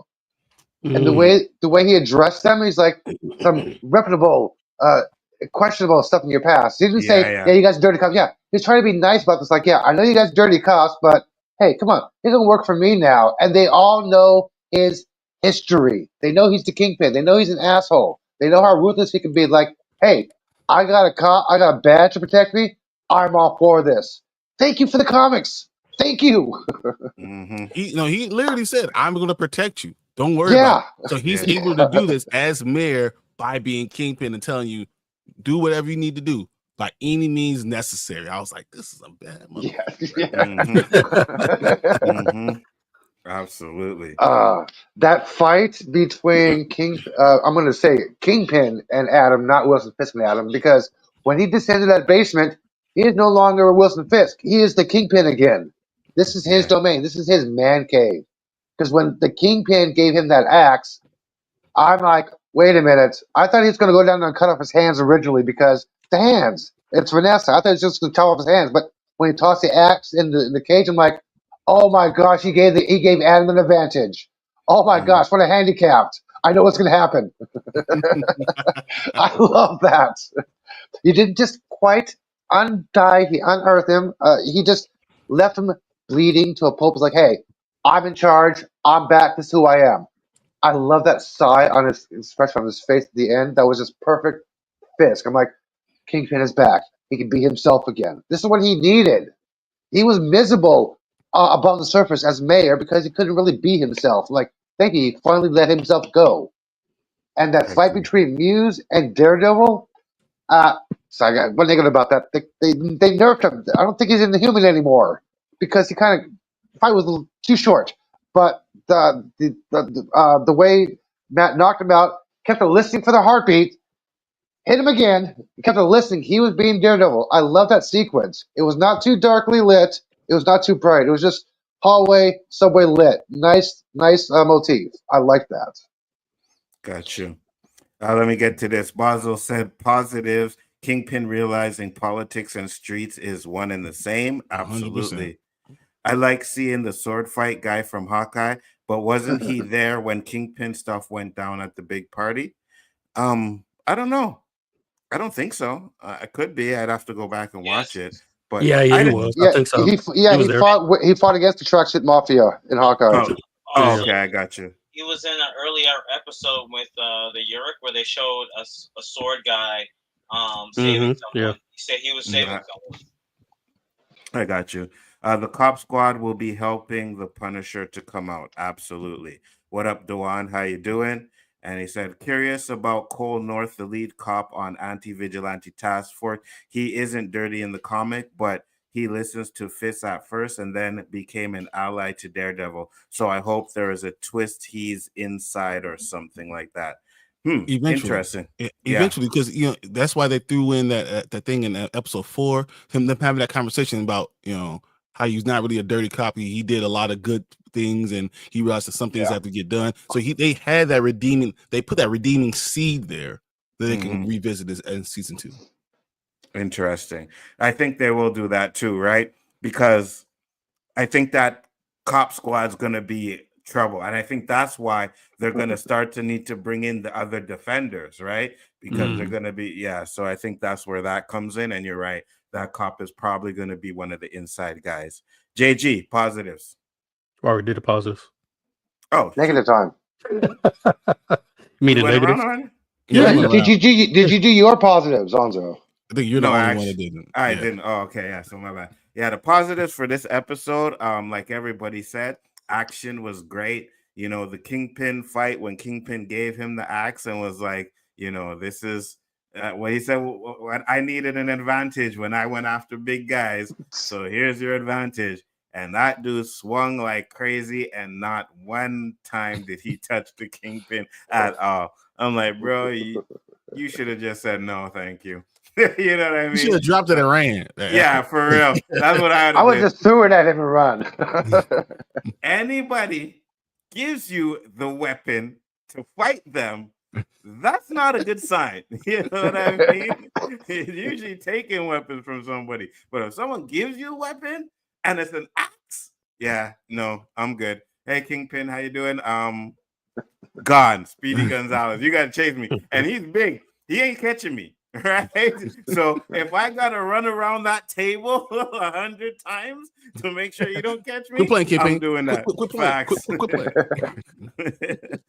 The Muse fight was really good too. I do have a negative on that, and I'll tell you when I get to my negatives. But other than that, I thought the fight was really good. I love the scene where the train goes by and you just see like the shadow of Daredevil getting closer and closer and closer. The red light catches up. Yeah, that was really well done. I like that scene. So I thought there was. Yeah, go ahead. Sorry, I can't believe nobody mentioned the Matt outfit. Come on, the outfit he wore, the Matt costume, the Matt costume. Yeah, it's good. I like his costume. You know what I mean? I think it's one of the best Daredevil costumes that we have so far. So I thought that was really good.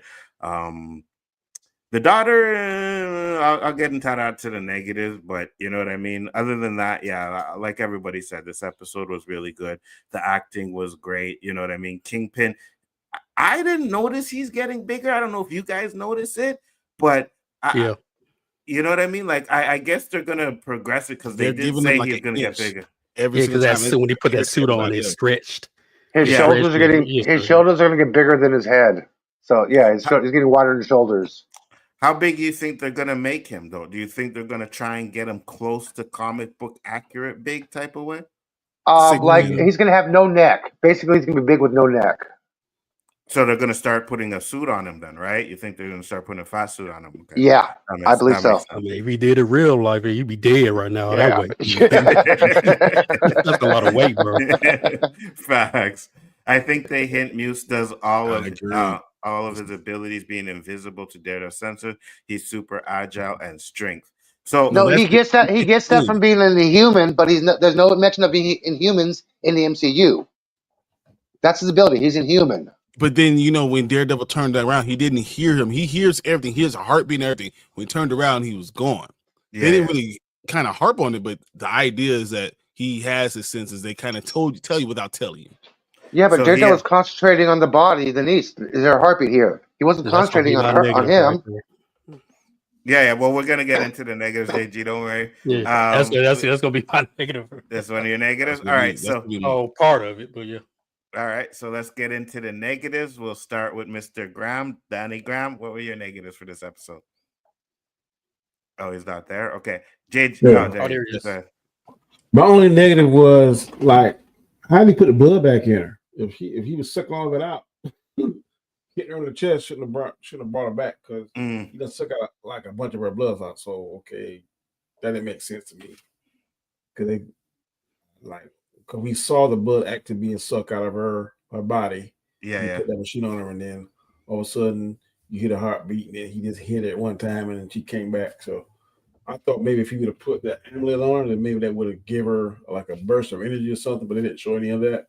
So to be just for continuity, that didn't make sense to me. Is my only complaint with that episode.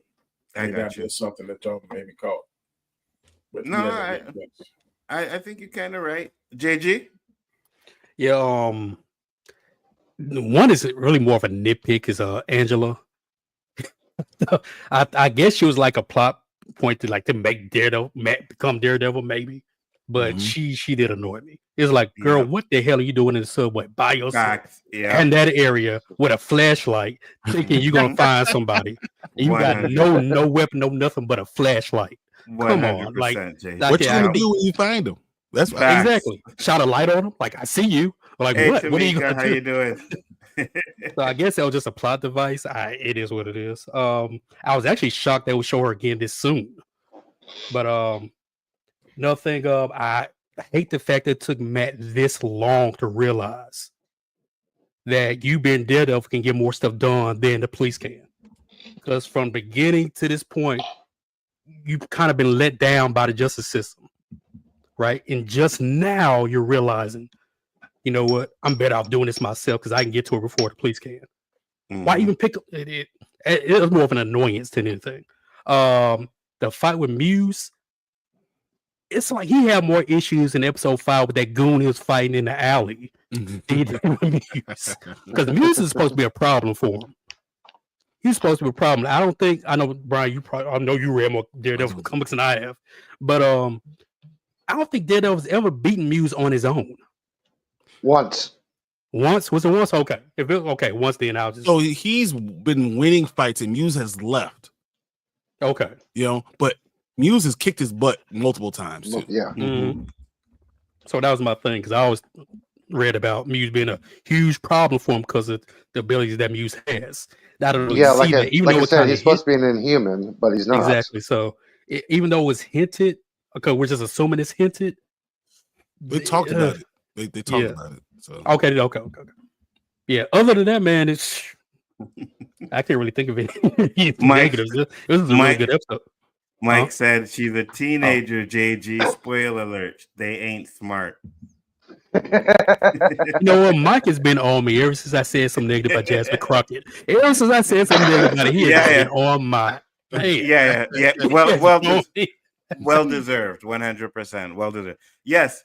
Okay. So I agree with you, Mike. She is a teenager, right? And they aren't smart, but they're not going to look for a psycho killer in a metro dumb. You know what I mean? I grew They're up in a rough not neighborhood too that as a dumb. teenager. I want to look for nobody with no flashlight. Well, Alone. let me change that. The black teenager and the Hispanic teenager is not going to do that. Yeah, Black teenager, 100%. They just a different end of different colors. That's all they do. Black and Hispanic people hear noise. What was that over there? Let's run the other way. Let's not go. Yeah. You like, are I'm gonna correct find with him that, myself Danny. and with a flat. What the hell? You are correct with that one, Danny. Especially when you okay. So you already went to. Anyways, I'll get that to my when I get to my negative. Shit. Who went? JG went. Yeah, go Warren. ahead. Warren. Nitpicks. Negatives. Well, first off, like you guys harped on it, but my thing is, it's like, okay, I get it, your uncle died, but like, what are you gonna do when you're gonna find him? You're gonna say, "Peekaboo, I see you." Like I don't get the whole point of that. Like, I could have seen it made more sense if she had the amulet, put on the suit. Like I just didn't get the whole, or like, it was just so obvious that they were gonna use her because they've been using her since like I think episode before that, right? So it was just so obvious. she's a gremlin too. She's going to turn into a gremlin. Mike, I'm not. I mean, Danny, I'm Danny. not a gremlin. I choose not to show myself. Thank you. Other than that, it wasn't that bad. The blood coming out of Matt, that was like a sprinkler when he kept getting punched in his mouth. I'm like, bro, do you have like a bags of blood in your mouth? Like, like, am I wrong? That was a little bit like, even in the Netflix, I didn't see the blood. He was like spewing it out like he had packs of blood in his mouth. Like, I didn't know Muse could hit that hard because that means he was hitting teeth and stuff. So that kind of like, I'm like, Muse must have that hurt. That couldn't. He's just shrugging it off like he's Luke Cage. Like, I'm good. So that was a little bit of a nitpick. And then just okay. I like, and my last point, I like Adam and but come on, man, that's like a fifth grader going up against a 10th grader. Like, we know Adam not gonna beat that dude. Like, bro, I would have just said, I stay in my lane. Listen, Fizz, beat me up. Like, I'm not gonna try it because that's silly. You know what I would have did, Warren? You know what I would have did? I would have went back inside and locked my cage. I would have done the cage. Like that's like literally a 10th grader going up against you think you own this gym? No, well, this playground. Well, I'm good. I'll stay in my lane. I would have rather it have been like someone else, but like he taking it like on Luca's group. That would have been interesting. Like, he went up to Luca and like you see him toss him around like, oh, you want to disrespect me? That's what I would have liked to see instead of Adam, because that just looked like a big bully. That's my, but I guess that's more of a nitpick than big bully. You mess with my wife. Of course, I'm a bully you the whole time. I'm not letting you off of that. Facts. You're not getting off the hook. Facts. Listen, I would have looked at the axe that he dropped on the floor. I would have looked at it. I would have sized him up. I would have looked at the axe. I would have sized him up, and then I would have closed the door and sat back down on that bed and said, "Nope, not happening today, Kingpin. I'm not doing this." Brian, negatives. I don't have a lot of negatives. I thought that it was the first meeting between Muse and Daredevil, so I know Muse is going to come back and he's going to realize that Daredevil needs his other senses and he's going to exploit that. I think this was a good beginning because of what we're going to get later. Kind of what everyone talks about. I think the biggest problem I had was that Matt told Angela, "Fine, go do it on your own." Yeah. What's wrong with you? I don't have a problem with Angela being stupid because she's a teenager. That's what teenagers do. They do stupid shit all the time, But him being who he is, being Daredevil, not thinking that she's gonna go do that, and that's gonna become a problem. That was idiotic, and he should be ashamed of himself. But everything else, I was like, yeah, it's fine. I enjoyed it. I thought Adam should have probably ran, but it doesn't matter because he would have ran. He probably would have caught him and then put him into whatever. He would have killed him either way. So it is what it is. So here's what I would have liked better, especially with the Angela stuff, right? She went to she got his belongings. So she got the emblem. Mm-hmm. if she had been wearing that, maybe she didn't know it was what gave him the power, but if she had been wearing it, right, and was able to be like, okay, even though she would have lost, but she would have been able to put up a fight because, like, oh, I got this power now or something like that, right? She should have Then still lose. been able to fight him and all, but what should have happened was what Danny talked about. He should have like been in her bag and he knocked the bag loose and he sees the amulet on the ground when he's fighting Muse and he grabs the amulet and puts it on her and then hits her and all of a sudden she she's alive. Something like that. Yeah, but that ain't making sense because when White Tiger was on trial, Murdoch explained all that he puts on that amulet every night and goes out. So she already knew the amulet gave him superpowers.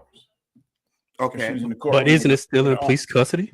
No, she got it. No, They got it. Everything. They gave her everything. They gave her everything. So she probably didn't even know that it could yeah, do that. the direct, like I said last week, the director made a statement online that a clip was cut out of the episode where the amulet glowed when it came near her. That little thing was cut out of the episode. I'm like, gee, thanks for the spoiler, director. So she knows about the amulet, and she's going to be the White Tiger.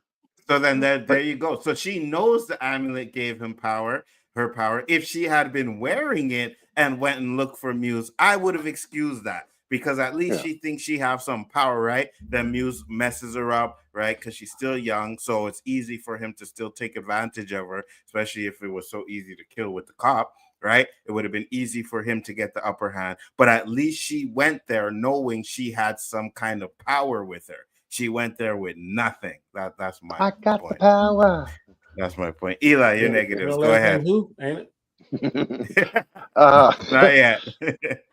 Well, I kind of agree about the blood situation because Muse knows anatomy. It looked like he stuck her right in the femoral, which is very direct line of sight for blood to flow fastly out of the human body. And how the hell did he revive her with that much blood loss, not much time? Come on. That did not make any sense to me, medically speaking. I'm like, I was a little confused about that part. Comics, that's why. I'm happy y'all said it because I do remember her telling Matt that she's going to finish where her uncle started or something like that. Yep. So it would have made sense for her to put on it. Yeah, she's a dumb teenager. Never mind. She probably looked at it and she was walking out. Next time. Yeah, you know what I mean? She's probably too busy texting and forgot about it. Go ahead. Yeah, and the fact that they're still not having Muse as an Inhuman, I'm like, come on. That he would have put up more of a hell of a fight against Daredevil if he was Inhuman, not just a sucker punch Street Fighter. What, Warren? I agree with you. I would have, but they want to stay away from Inhumans because they want. But he could be a mutant. He could be a mutant. Yeah, I was thinking about that. Yeah, but what kind of mutant? An artistic mutant? Because he doesn't have any fighting skills as a mutant. He just fought like a street level fighter. I'm like, it was a nice fight, but I was expecting a little bit more out of Muse. Come on, it's Muse. But he did like shock him. Like Muse didn't see him coming. It wasn't like they're looking at each other, squaring up, and then it was a fair fight. I know. If he had his abilities, he would have heard the footsteps over the track and ignored the red glare from the costume. Yeah, he wouldn't know what that was, but he was actually surprised. I'm like, well, he's not. What's his powers? What? I was freaked out about that. I'm like, what's going on here? Did they dumb him down? Yeah, that's how I'm like, Muse supposed to be a bit more of a problem than that. Yeah. And in episode 5 put up more of a fight than Muse did. Even though Muse did try to hold his own, that goon in episode 5 was giving Matt more problems than Muse was. That was cool how he was blacked out. That was cool how he was flashed out with the red lights, but I'm like, wait a minute. Muse should be able to hear his footsteps coming this way. He shouldn't didn't know who it was. Remember, Daredevil hasn't been seen. But he should have known somebody was coming. He should be able to hear the footsteps. Have him running on the tracks, not being surprised by being blinded out. He thinks that he could just kill him, right? And then he all of a sudden he sees this Daredevil. He's like, oh shit. I didn't see that coming. But next time I will be prepared. And I think that to redeem all of it, you do need to have him fight him again and show that once he knows about Daredevil, he will be ready for Daredevil. Yeah, to exploit, make a lot of noise, exploit his weakness. Yeah. I haven't seen an episode of this show yet. Really? Well, you should watch it. It's definitely something you should watch, Dewan. Yeah, it's fun. For sure. 100%. Except episode 5. Yeah, I skipped that one for real. My negatives for this one is kind of like you guys. I didn't like the little teen thing running around there. Like, I'm like, really? Like, And you know me, I'm always fuck them kids. Yeah, you right? are about Because that. Yeah. anytime there's some kids in these damn TV shows or movies, they always do some stupid bull crap. I said fuck them kids when it was in Paradise. Yes, I said fuck them kids when it was Paradise. And the little black girl did that stupid shit. And I'm gonna say it again when this one. Fuck them kids. Like it's always the kids. You watch them damn fucking horror movies, right? Stay here. Like shit is popping off. Things are going crazy. Mom says, stay here. All right, don't move. And the But kid it for some won't make fucking... the movie as good if they don't do something stupid. For me, it will. It will, right? I'm like, yes, finally, a smart fucking kid. The kid fucking stayed where he was supposed to stay. Yes, Hey, I'll hey, endorse Nzo, that. it happened. It happened in From.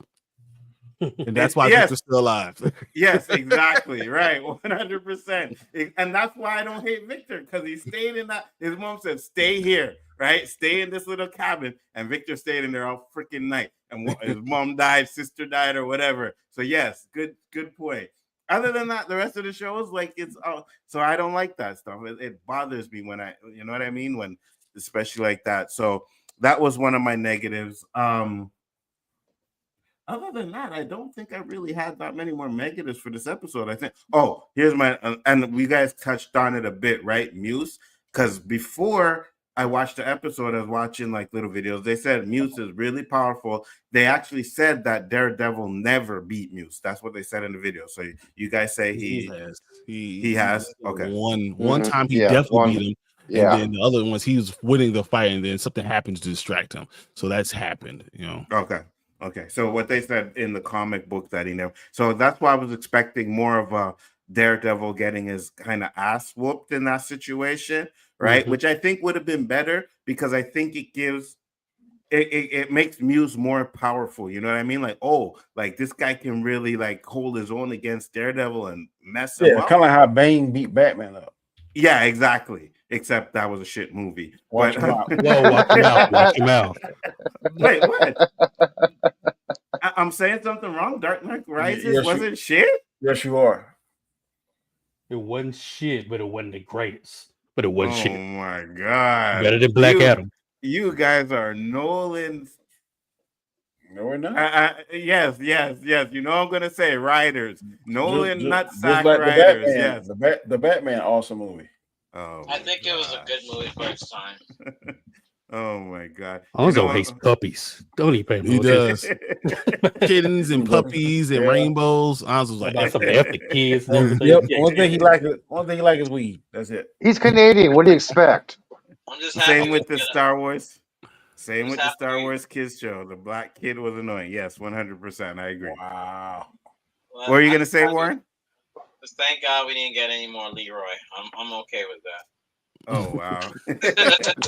Wait, Danny, did you even watch Skeleton Crew? Nope. I didn't either.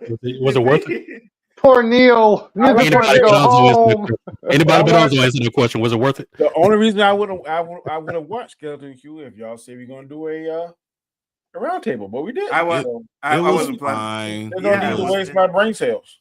It was fine. It was totally disconnected from Star Wars. Yeah, totally. It wasn't horrible. Like I thought it was going to be like absolute garbage. It wasn't horrible. I don't think it was great either, but it wasn't. It was like Acolytes. It was better than Acolytes, to be honest with you. I'm just saying. Yeah. Yes. Acolytes. Yes, it was. Yes, it was.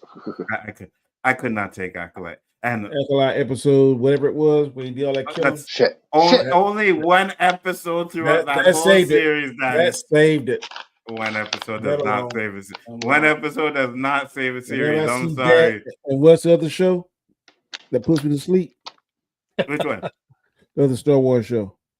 Oh, you talking about all the talking Andor? Andor. Yeah.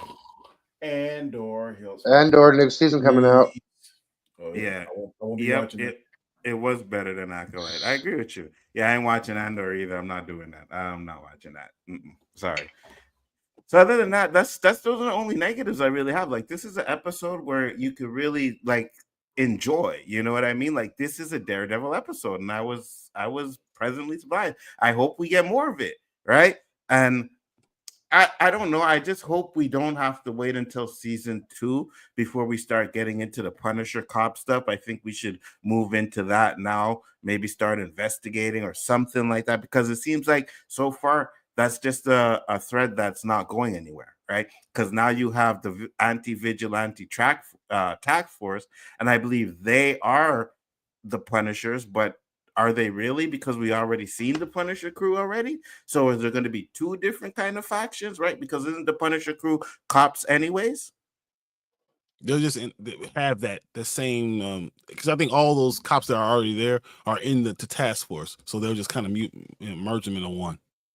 Okay, so you think the cops that are in the task force are part of the Punisher crew already? I think they are in the Punisher crew. Yeah, they are the Punisher crew. Okay, yeah. I got you. Probably combine them at the same time. Yeah, because all the Punisher crew cops have all the Punisher cops crew have a bad history. Like Fisk gathered. He's like, I picked them personally. He knows who's who. So that could be why that other cop turns to the good side, is because he doesn't. Maybe he's not actually a part of the Punisher crew, right? And then they like enforce it in that group, and he's decided like this is not what I signed up for. He has a family. I think that's what's going to change him. Yeah, I got you. All right, so we're gonna get into our grades for episode 5 and 6, and any predictions if you have any. Oh, so wait, first off, Chris is here. Chris, you didn't really talk about episode 6, so let's get your positive, your negatives, and overalls. You have the floor. Positives. I love the way they used Muse. I love basically the floodgates opening for both Fisk and for Matt, because they wanted to, they both kind of let it all out this time. They're like, screw it, this is who I am, I want to do this. And I loved the cross edit between the two of them as they're beating the crap out of people. Yeah, that was good. That was good. I love it. That was good cinematography. Now, what I didn't like, man, you have spent 6 episodes showing how good Matt Murdock's hearing is, and the guy slips away. It's like, wait a minute, he didn't even hear him move. I mean, that to me was like, what the hell is that about? That's my big negative there. I'll just leave it at that. And like I said, my overall, I love that episode. 6 was excellent. It's like it's definitely, if not the best, one of the best. I think I put it best so far. Yeah. Chris, I like what? It's like episode 1.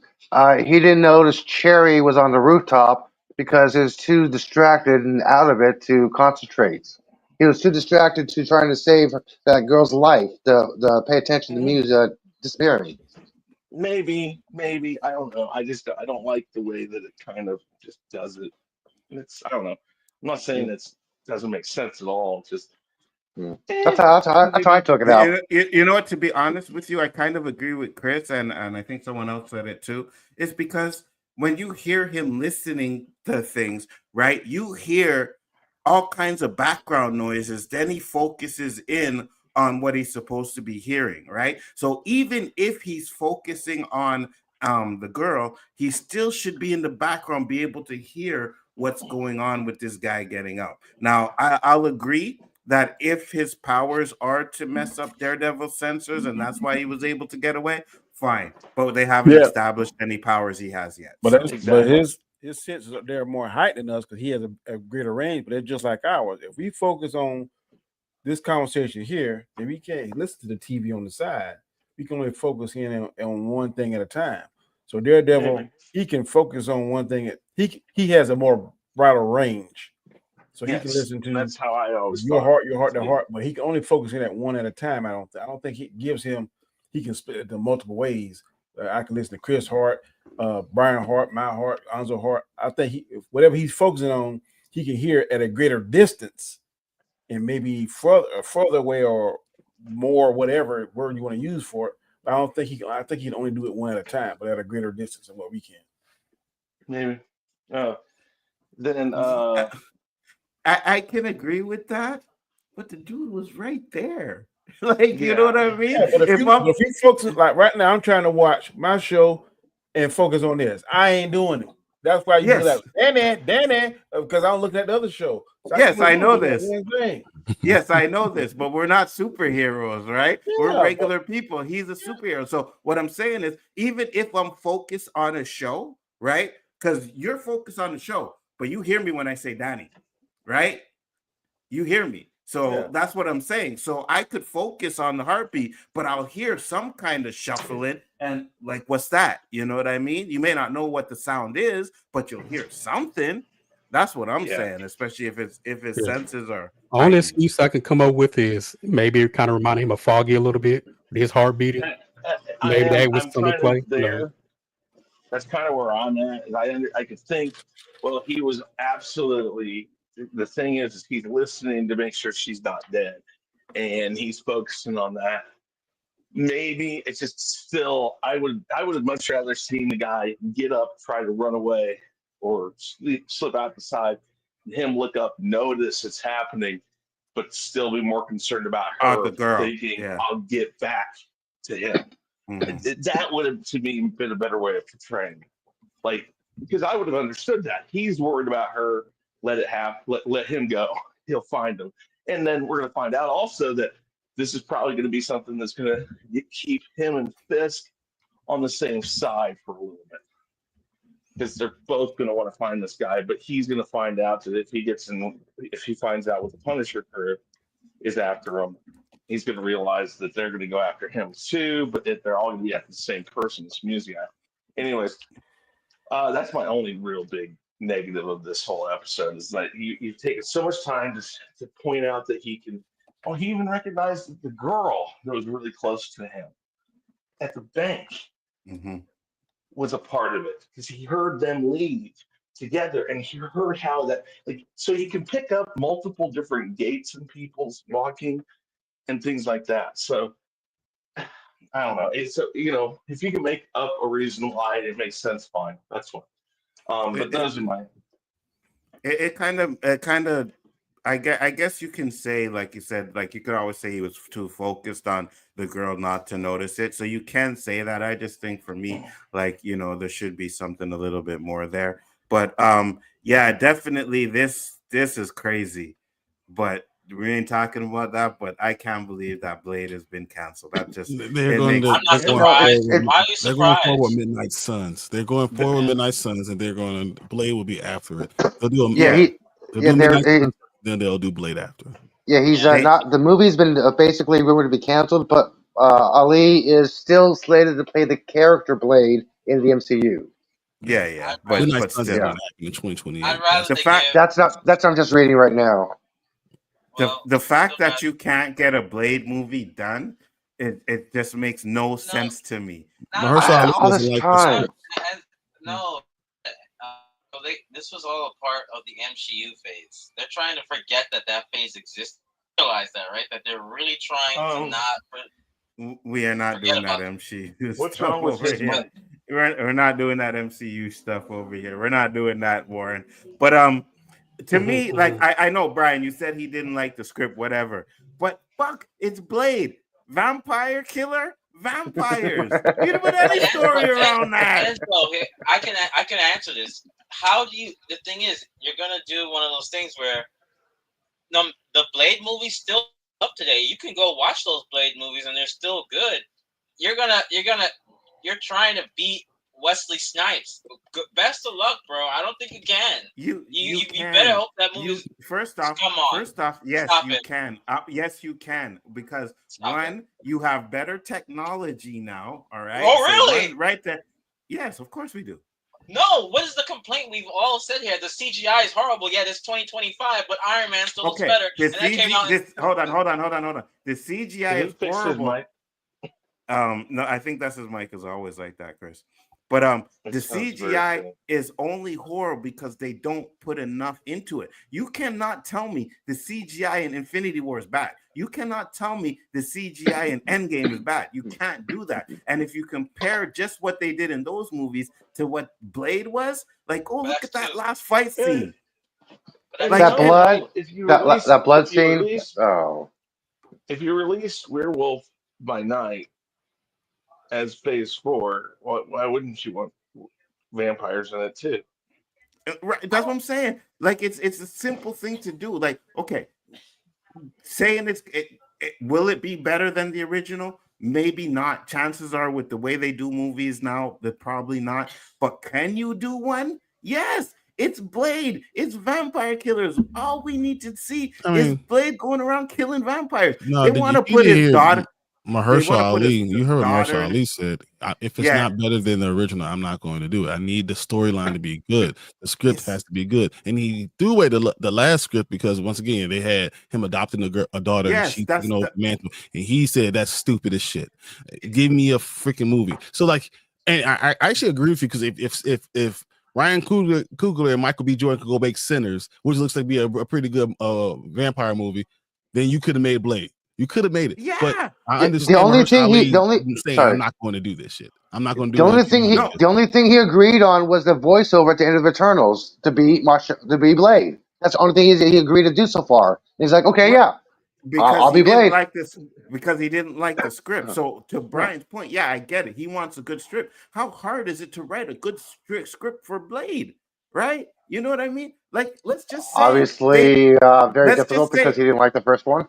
they did something like Sinners, something like that. You know what I mean? Just Blade killing vampires, right? You don't need, and I get it, because Mahershala Ali is a Oscar winner actor, blah blah blah blah. You want to take advantage of that. You can do that, but you can still have this action-packed Blade movie that, if not better, could at least rival the Wesley Snipes one. Can I add that we just saw Deadpool Wolverine, what was it, last year? And people are like, wow, Wesley Snipes is still, like, can still play. Like, He's too old. There's only 10 okay. years apart.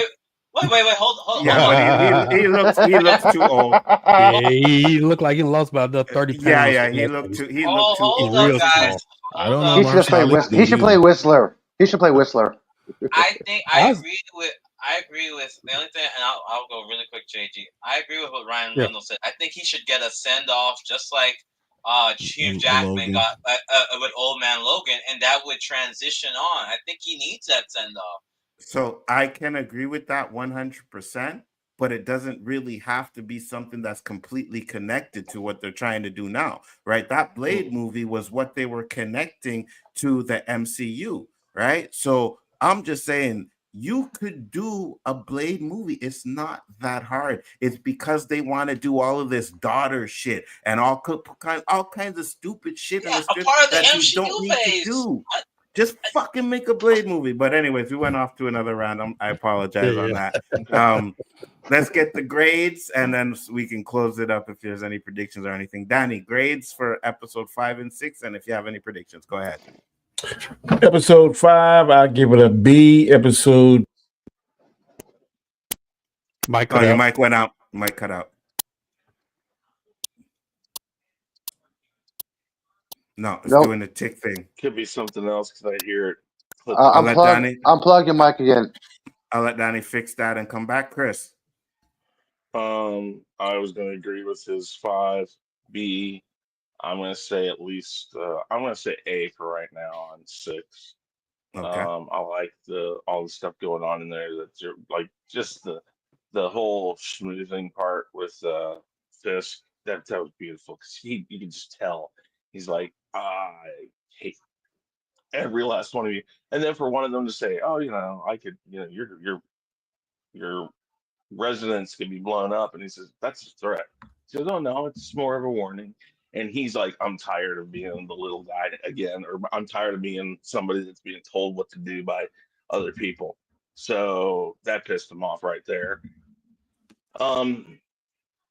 Predictions, like I said, I think we're going to see that Fisk, the Punisher crew, or whatever they're going to end up calling him. Do they already call him the Punisher crew? Is that what they called them? No, I don't think they used the name yet. Yeah, not yet. Anyways, I think that they're all going to be going after Muse, and Daredevil. Matt is going to go after him too. He wants to find him and stop him from doing this stuff. And I think we're gonna get one of those things like I think it was season 1 where it started out with Daredevil in the trash can because he got his ass handed to him. I think we're gonna get a scene like that where this Punisher crew is gonna catch him and start beating the crap out of him. Interesting. And like he gets away just barely. But I think right now you're gonna see they're all on. I could be wrong because the one cop's already said, me and my buddies were all around. He's already kind of been told that. So I don't know. We'll have to see. But I think that's my only real predictions. I got you. Eli? Episode 5, I give a B. Episode 6, I give an A. Prediction, I think that we're going to start off with Matt going back to Mass. Because she asked him, are you back? He's like, yeah, I'm back. And it's like, oh, wait, he's back? That means he's going to start going back to Mass again. He's going to start getting back to his Catholic roots again.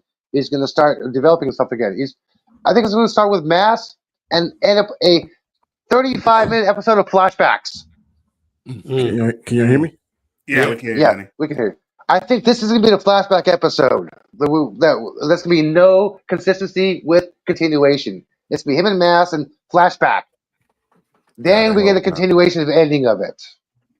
But I think next week is going to be the filler episode. I got you. Danny, you go ahead. B for episode 5. Episode 6, I give it an A. I heard a theory that I'm kind of believing that maybe that Vanessa is really pulling the strings behind a lot of stuff that we're not seeing.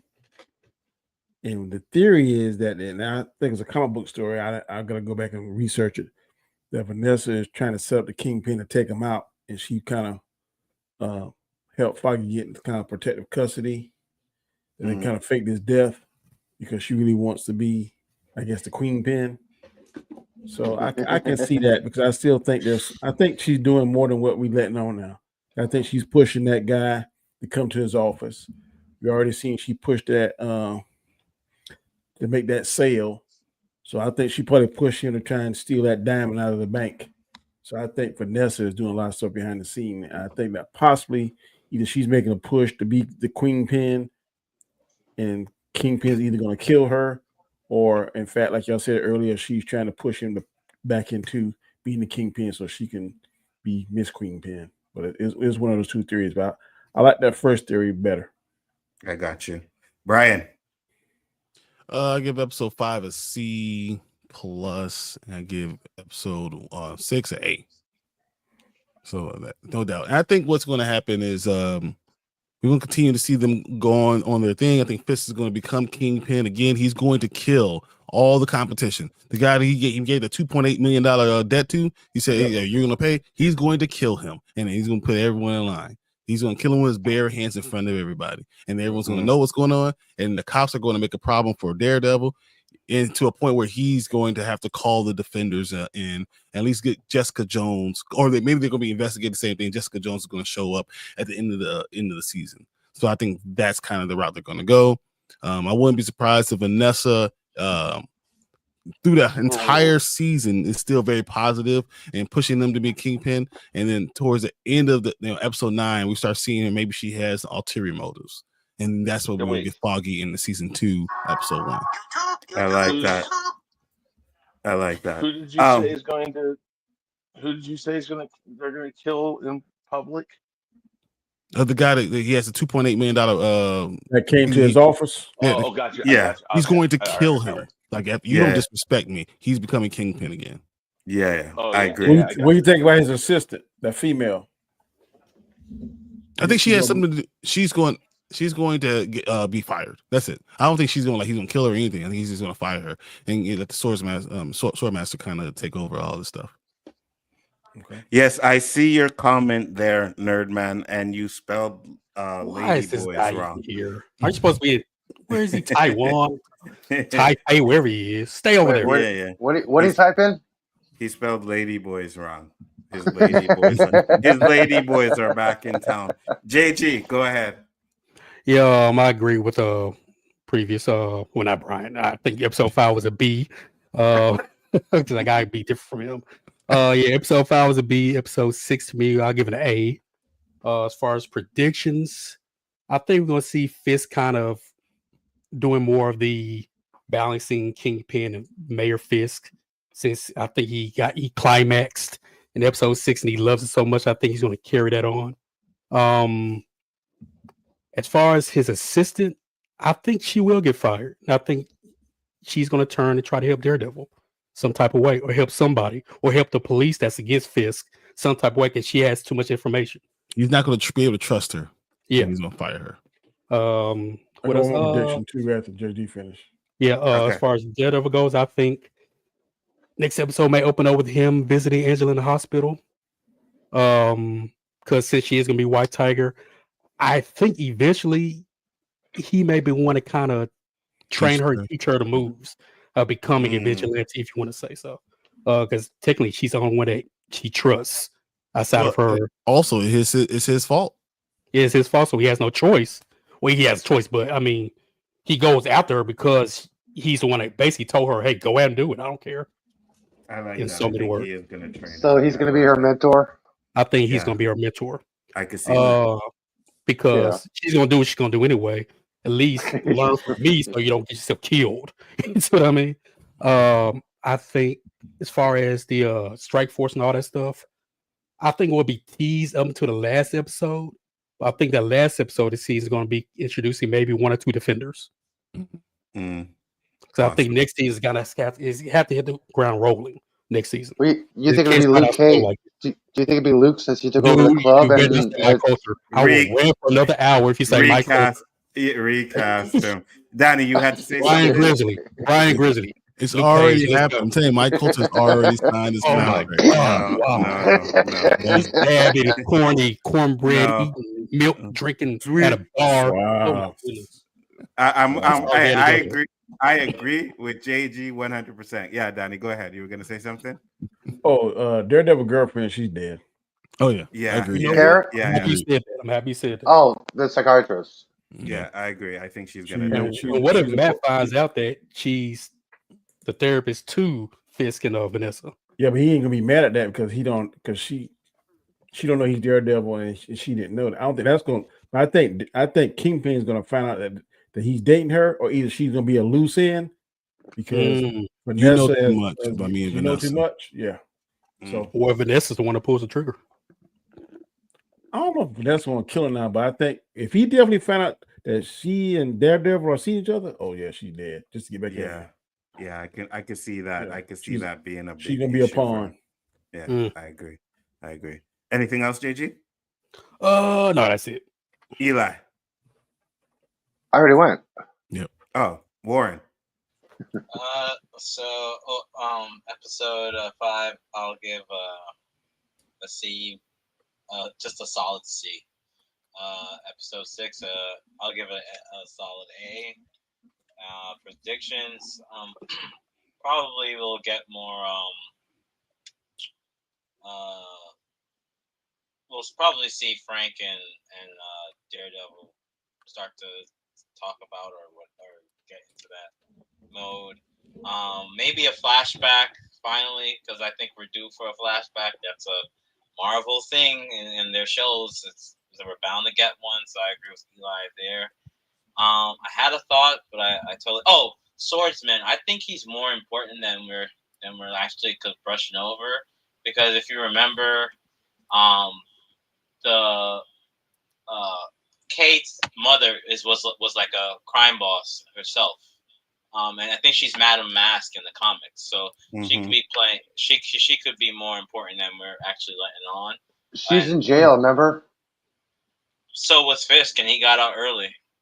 Oh well, yeah, that's true. Oh yeah. Okay, never mind. Never mind. So, yeah, that's why Swordsmaster's free. I'm like, hello. Yeah. So that's really all my predictions. Talking to Danny, once Trump makes Canada part of America, can you please bust Nzo's high ass for me? He's a clear criminal, flaunting it on YouTube, blazing blunts. I got nothing to do with that, bro. Jealous? You're out of weed? Pretty much, and it's legal. I can blaze anytime, any place, anywhere I want to. It is legal all over Canada. Thank When you. you become Trudeau, for that. 51, he might restrict that. Who might? The president. I told you I'm going to Africa. Is it legal in Africa? I don't care. Whatever happens over there. But, could you imagine, Brian, if they do become 51 and the president say no more weed? Oh my God. Nzo, I'm gonna be hiding in your suitcase if no more weed. All you have to do is go to Denver. You'll be all right. Just go to Denver. They're never going to allow it. I would pay money to see that for a month. It's okay. I mean, dude, it wasn't. If Trump makes weed legal, if Trump makes weed illegal, But ain't happening, man. I helped write the legislation in California. But it hasn't always been legal, and I still got it. So it's not like I won't be able to get it. I'll still get it. That's not a problem. He's gonna have it on radar like he got these illegals, boy. I'm telling you, I'm not exaggerating. I have never seen this many deportation. I'm seeing now. It is crazy. Yeah, I mean, crazy ain't the word. It is. I'm like, if you stump your toe and paperwork, right? Yeah, 100%. If you speak Spanish, you are detained. If you have a odd-looking tattoo, you're detained. One thing, if I knew it, I wouldn't speak it. You know what? Got more green than any. I hope Trump gives a $10,000 reward for anybody who smokes weed. Okay. Oh, that's Snoop Dogg. He smoked weed on the roof of the White House. I don't. Sorry, that was Willie Nelson. Willie Nelson. Sorry. A number and everything. I'm making sure I get that 10,000 from Nzo. So you know why? Because JG is a mooch. We don't snitch on this is not part of our community. We don't do those types of snitching. American pride right here, Brian. This is American United States pride right here. I will have to kick you out of the barbecue. You will be. I will come to your house, knock on the door, and ask for your black card back, and right in front of you, I'll tear it up and say, you're no longer allowed in the cookout. Did you watch OOC Wednesday? Because man, they had on JG had like Brian Nzo uses shark semen as baby oil or something. Oh man! I don't know what your war is, but it's quite entertaining. Look, Danny, I came in trying to be civil. He was coming in to me as supervisors when we do our live streams, trying to interrupt us with his mess. Now, I keep telling you, quit trying to put violence in my way. I'm the boogeyman. I'm coming at you. I'm just saying, bro. The war is entertaining. That's what I'm going to say. The war. We got 5 different people on the panel. I didn't say nothing about JG in this episode. Nothing. Look, he came on, and before I came on, he changed it right when I came on. Because it said I give more head than super head or something like that. Yes, I did. But because I seen that yours says in hell, I said, all right, I'm gonna be positive today. So I was gonna write more until I saw that, and I'm like, I can't change it right now. I'm in Hell's Kitchen ready to feast. Then I saw that crap. I was like, oh hell, really? So I was, and I seen that you weren't coming with no drama, so I changed mine to make it like it's on Wednesday. It is on Wednesday night. Look! It says being nice to JG today. You know what I mean? Like. Wow. That is so sarcastic. I know that. I gotta run. America, no problem, Chris. Shout out your channel, Chris, because we can close it up anyway. Shout out your channel. Yeah, Real Review 3000 Chaos Central, sometimes over there and here on Big Ford Entertainment and on Danny's channel, The Road to Wisdom. And you can catch me every Tuesday right now on my channel with Unmasking the Masked Singer. I give you who I think's behind the masks, and I talk about all that good stuff. If you like that show, it's really fun. And I like to talk about it. So come by, check that out, and just let me know what you think. Thank you very much. I'll talk to you guys later. And what nights that come on, Chris? Appreciate it. Wednesday. The show's on Wednesday. Sometimes I do it on Tuesday. Sometimes I do it on Wednesday. It just depends. But it's on Wednesday nights. All right. Got you.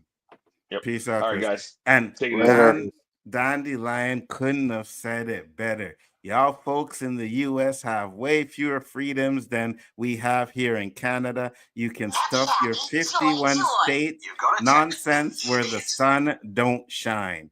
Ooh, that hurt my feelings. Have Canada? Wait. Have Canada? That's what you're talking about? Lord. Wow. Yes. Where the More sun freedom. don't shine, half of Canada, because I mean there's 60 days a night. So not The you one time talking. I agree with Nerdman. The one time I agree with Nerdman. I Push literally Nerdman. I want us to be together, guys. Come on, let's do this. You guys know what I realize mean? that Alaska is north of Canada? You guys realize that? Come on, we're still up there. Yeah.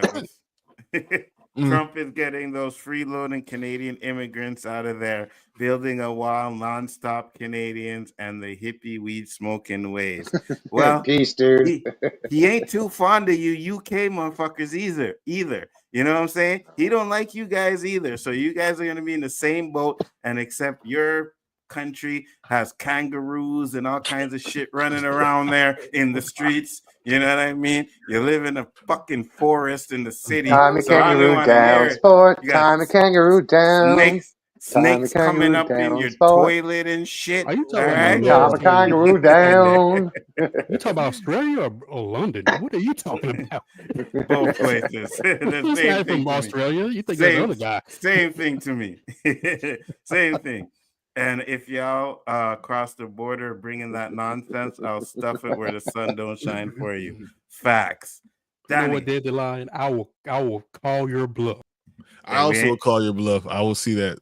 hey, hold on. We will not be saying anything bad about anybody in the chat, all right? Especially a fellow Canadian. That is not happening here tonight. Danny, you want to test my power tonight too? See, Danny's smart. Danny knew it. Danny didn't This say man is nothing. more Trump and Trump. I don't even want to do this. I don't even want to do this. You know how much this hurts me doing this right now? Hang on, you gotta hold it upside down, dude. Put it upside down. Just so Dandelion knows, when we do our tournaments, we need another person. You are the first name that comes in my mouth. What about Dandelion? Yeah, that should be. Yeah, exactly. See what I mean? See, he just agreed to it. So yes, Dandelion, you're my friend. This guy above me. Kiss that, motherfucker. Wow. All right. Kiss that, JG. Power. Danny, tell us He's got that Toronto hat on. You knew I was going to get on if you wore New York hat again. Oh, you done though. Representing Canada, baby. Raptors. Big up. Danny, where are people find that was so lame. You can find me on the Road to Wisdom. I'm about to upload my do my video and upload it as soon as I get done here. Mondays and Fridays at 7 a.m. Eastern Standard Time. Of course, on Stones Live at 7 on Sundays, and the Hangout Wednesdays at 8. That's not true. We just don't know if you're free or not. Yeah, we haven't done one too in a minute. You know what I mean? That's because, I was still waiting for a list from somebody and I never really got that list yet. So I wasn't pushing it. And guess what? I ain't made that list yet. and another reason why you might be able to get invited, because half the time you give it to the chat. I haven't watched it. What a chat. Okay, you watch movies. Might get invited. Wow. Eli, where can they find you, sir? You can find me on X, Instagram, Threads, Blue Sky, various YouTube channels. And hopefully, I can't next week. Sorry. I was going to tell you guys about the Saturn opposition. If you guys are looking at Saturn and you don't see any rings, don't worry. They'll be back in a couple months. Okay. JG. Don't smoke I was waiting weed. for that pause. No, the Saturn's orbit, the Saturn's orbit has that position where the rings are straight or head on to Earth's view. So if you're looking for a ring planet, you're like, wait, this is not Saturn. Yes, it is. Just because you do not see rings, you're looking at Saturn. I just want to make sure, okay? You did not discover new planets. I saw that posting last night. I'm like, oh my gosh, pure idiots. I swear he's gonna have another pause. Anyways, JG, let's go. JG shout. Actually, I JG. forgot. I forgot. My bad. You see, this is why JG talks his shit. I completely forgot about the outro. I was quiet for like 3 minutes. It's like messing up my brain and shit. Brian, tell the people where they can find you, sir. Hey, I'm 1/3 of Spoiler Kings. We go live on Mondays and Thursdays, and Saturday nights we do individual episode breakdowns. And then you can see me on Tuesday with Nzo doing our From Theory breakdowns. I'm starting to pull them over to some other stuff too, man. Some good TV shows that were coming out. So Don't slowly let him fool and you. surely, Don't let him fool you. pull them on in. Don't let him fool you. What I do? He said he's starting to pull you in. Yeah, he said, yeah, I'll watch it, and then don't watch it. We both are guilty of that. So don't act like you're not. Okay. You finished the entire 3 seasons in like 3 days. So I did. 100%. Okay, watch Penguin. No, I'm not doing that. Just like you asked me to watch what's that thing? From? No, not From. That's one. But what's the other thing? WandaVision? No, not that one. Paradise? Severance? No, I want Paradise. No, the one with Bucky? Interview? No, you like with the superheroes. The Boys? No, The Boys. Invincible? Regina King was in it. Oh, The Watchmen. The Watchmen. Oh. I ain't watching that mess. Good for me, like towards the end of it. You see, here's the thing. I didn't like the show. I like the movie better. Here's the thing, Danny. Yeah, I didn't get called the worst YouTube take. I didn't. It was called and here's the thing: those ones that call me that, I don't care what they think. They live in the echo chamber. We all know it. I'm just saying. You know what I mean? I'm just saying. I'm gonna film. I'm gonna put a camera in my bedroom tonight so you can see. Whoa! Listen. Let me finish. QJG. Let up. Shut up. Just so you can see how disturbed I am, how much sleep I'm losing because they call me. I said, Daniel, I said, I get it. It doesn't always make sense for me to join. I don't always have a strong preference either. Yeah, but if we do a list where you've seen the movies, then yeah, that's not a problem. You know what I mean? Absolutely, 100%. Later, guys, thanks for the entertainment. I don't even know why you came, Nerd Man. Like, really and truly, you know what I mean? So if you enjoyed it, I appreciate it. I'm just not sure why you showed up. Warren, where can they find you, sir? Oh my God. I could have said it better, Nzo. You can find me on here whenever I'm invited. There's another one too. If you're invited. God. Yeah, but Donnie, if you had a choice, Warren or Nerdman, who you picking? Oh God, give me Warren.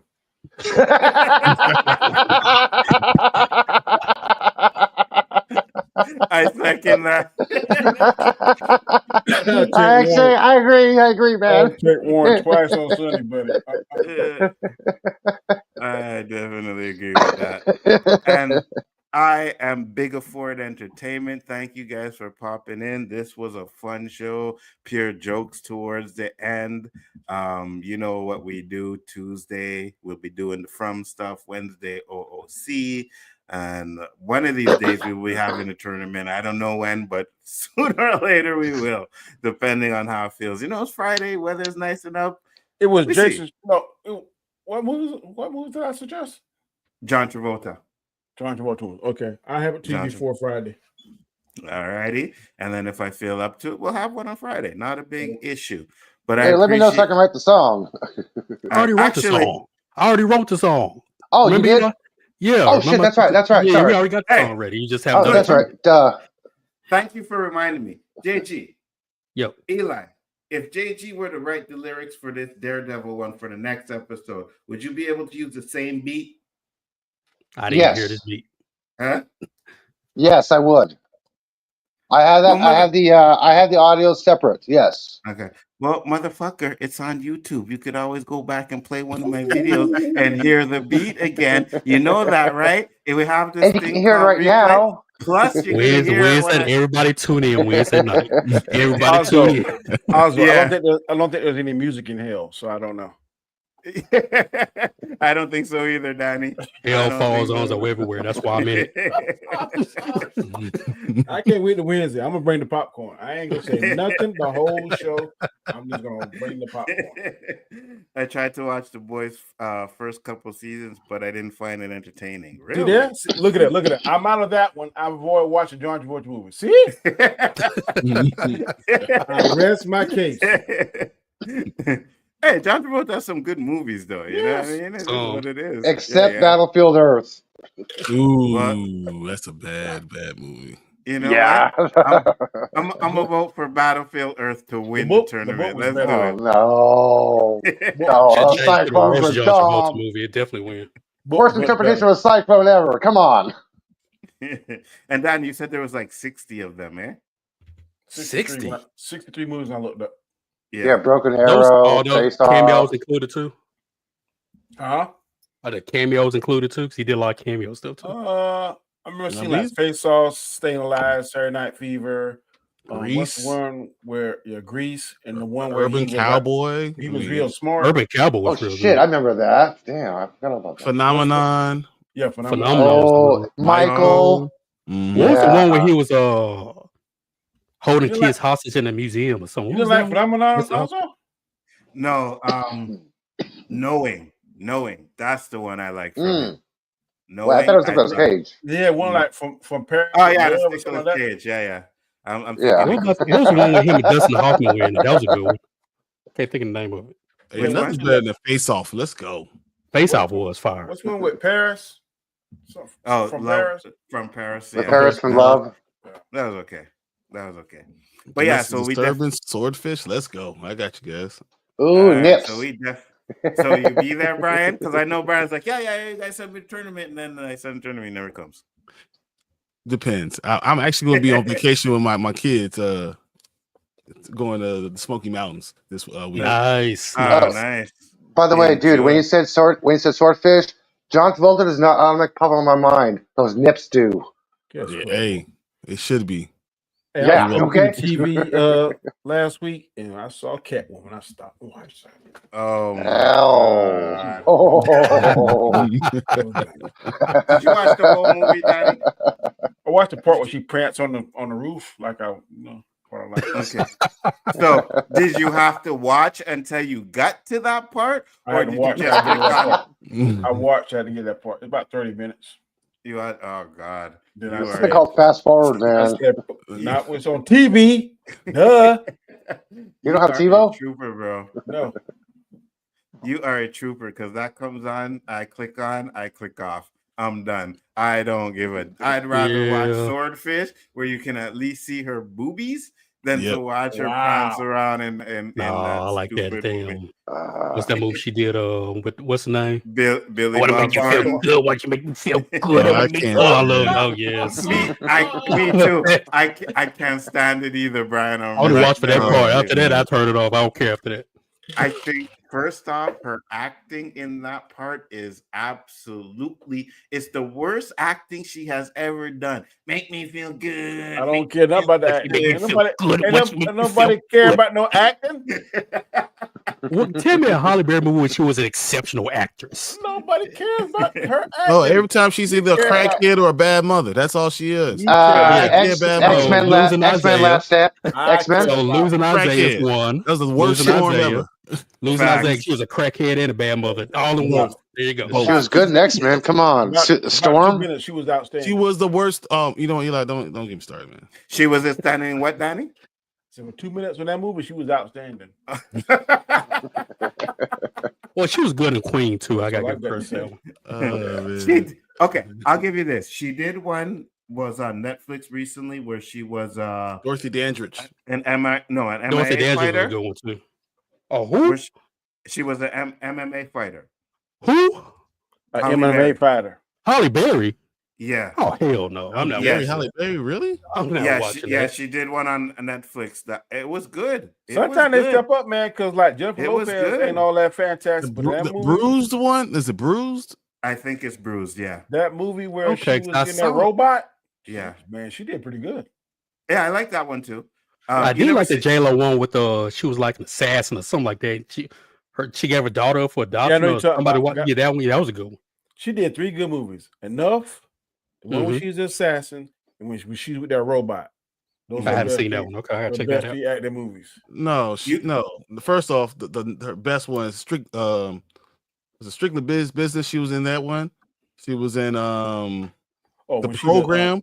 She the dancer. When she the dancer. Oh yeah. Yeah, she- introducing Dorothy Dandridge are her 3 best acting I forgot she was in the program. movies. I forgot she was in that movie. You never seen Bruised, Brian, the Halle Berry one? No, I haven't. I actually just clicked on it to see if I could check this out. Yeah, check it her out, guys. and MMA, I just don't see that happen. But I'm checking it out. She did good. She did I'm good. gonna watch it. I was impressed with that one. I was like, okay. And it's one of those ones where you click on it like, I ain't watching this crap, and then you watch it, and it's like, oh, this isn't bad. So yeah, it was definitely good. Oh no, I've been in them K-dramas lately. They pretty fire. What kind of dramas? K-dramas. I don't care. Judge me if you want to. They kind of fire, bro. I didn't hear you say. What kind of dramas? K-dramas. Yeah, what's a K-drama? Korean dramas. Oh. Yeah, they kind of fire, bro. I ain't gonna lie. I can tell you what, Triple R was fire. I don't Peace out. I never finished that movie. I gotta finish it. I never finished it. Whatever that cop was made out of, I need some of that stuff. Triple R, yeah, I never Triple finished R. it. Woo.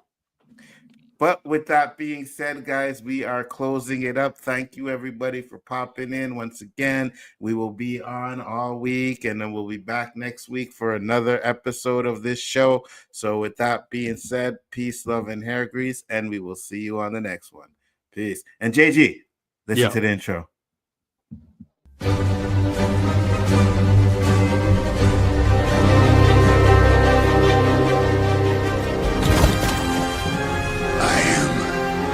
Inevitable.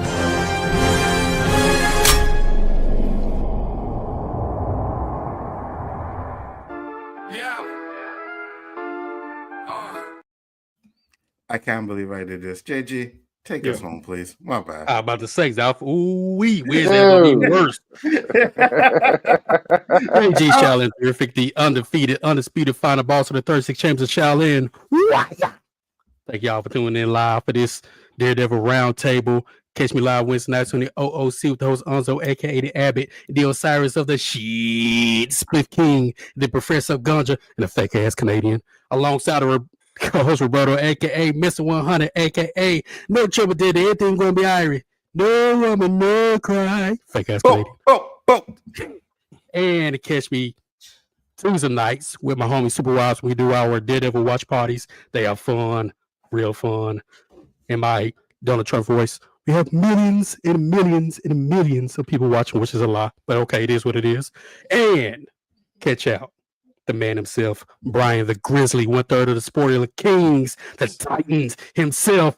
Hey, cast for Yasuke, he would be perfect for it. Got the right size, build, look at the braids. Hey, cast for Yasuke. Hey, I'm being real. You can do it. I can see it. And the amazing, the outstanding, the charismatic, always man of the hour, one of the finest police officers to ever grace these United States. The man with all the fashion sense that could turn any pauper into a prince. Check him out. He's doing great things over there. Always delivering that good message. Look at a hater right there. Simplify himself. Dr. Saints the illest because he suffers from that realness. If you smell what daddy's cooking. And with that being said, guys, we are out. Lady. Thank you for coming in. And I'll just click him out real quick before we close it up. But we will be back next week. Peace, love, and hair grease. And we'll see you on the next one. Listen to the beat, JG.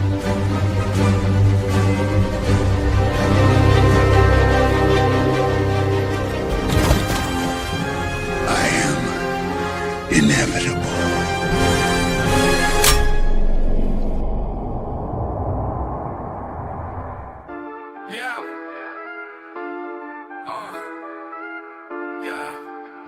JG mooches off his us as much as he mooches weed off his friends. Daredevil born and dead, talking deep with the flicks.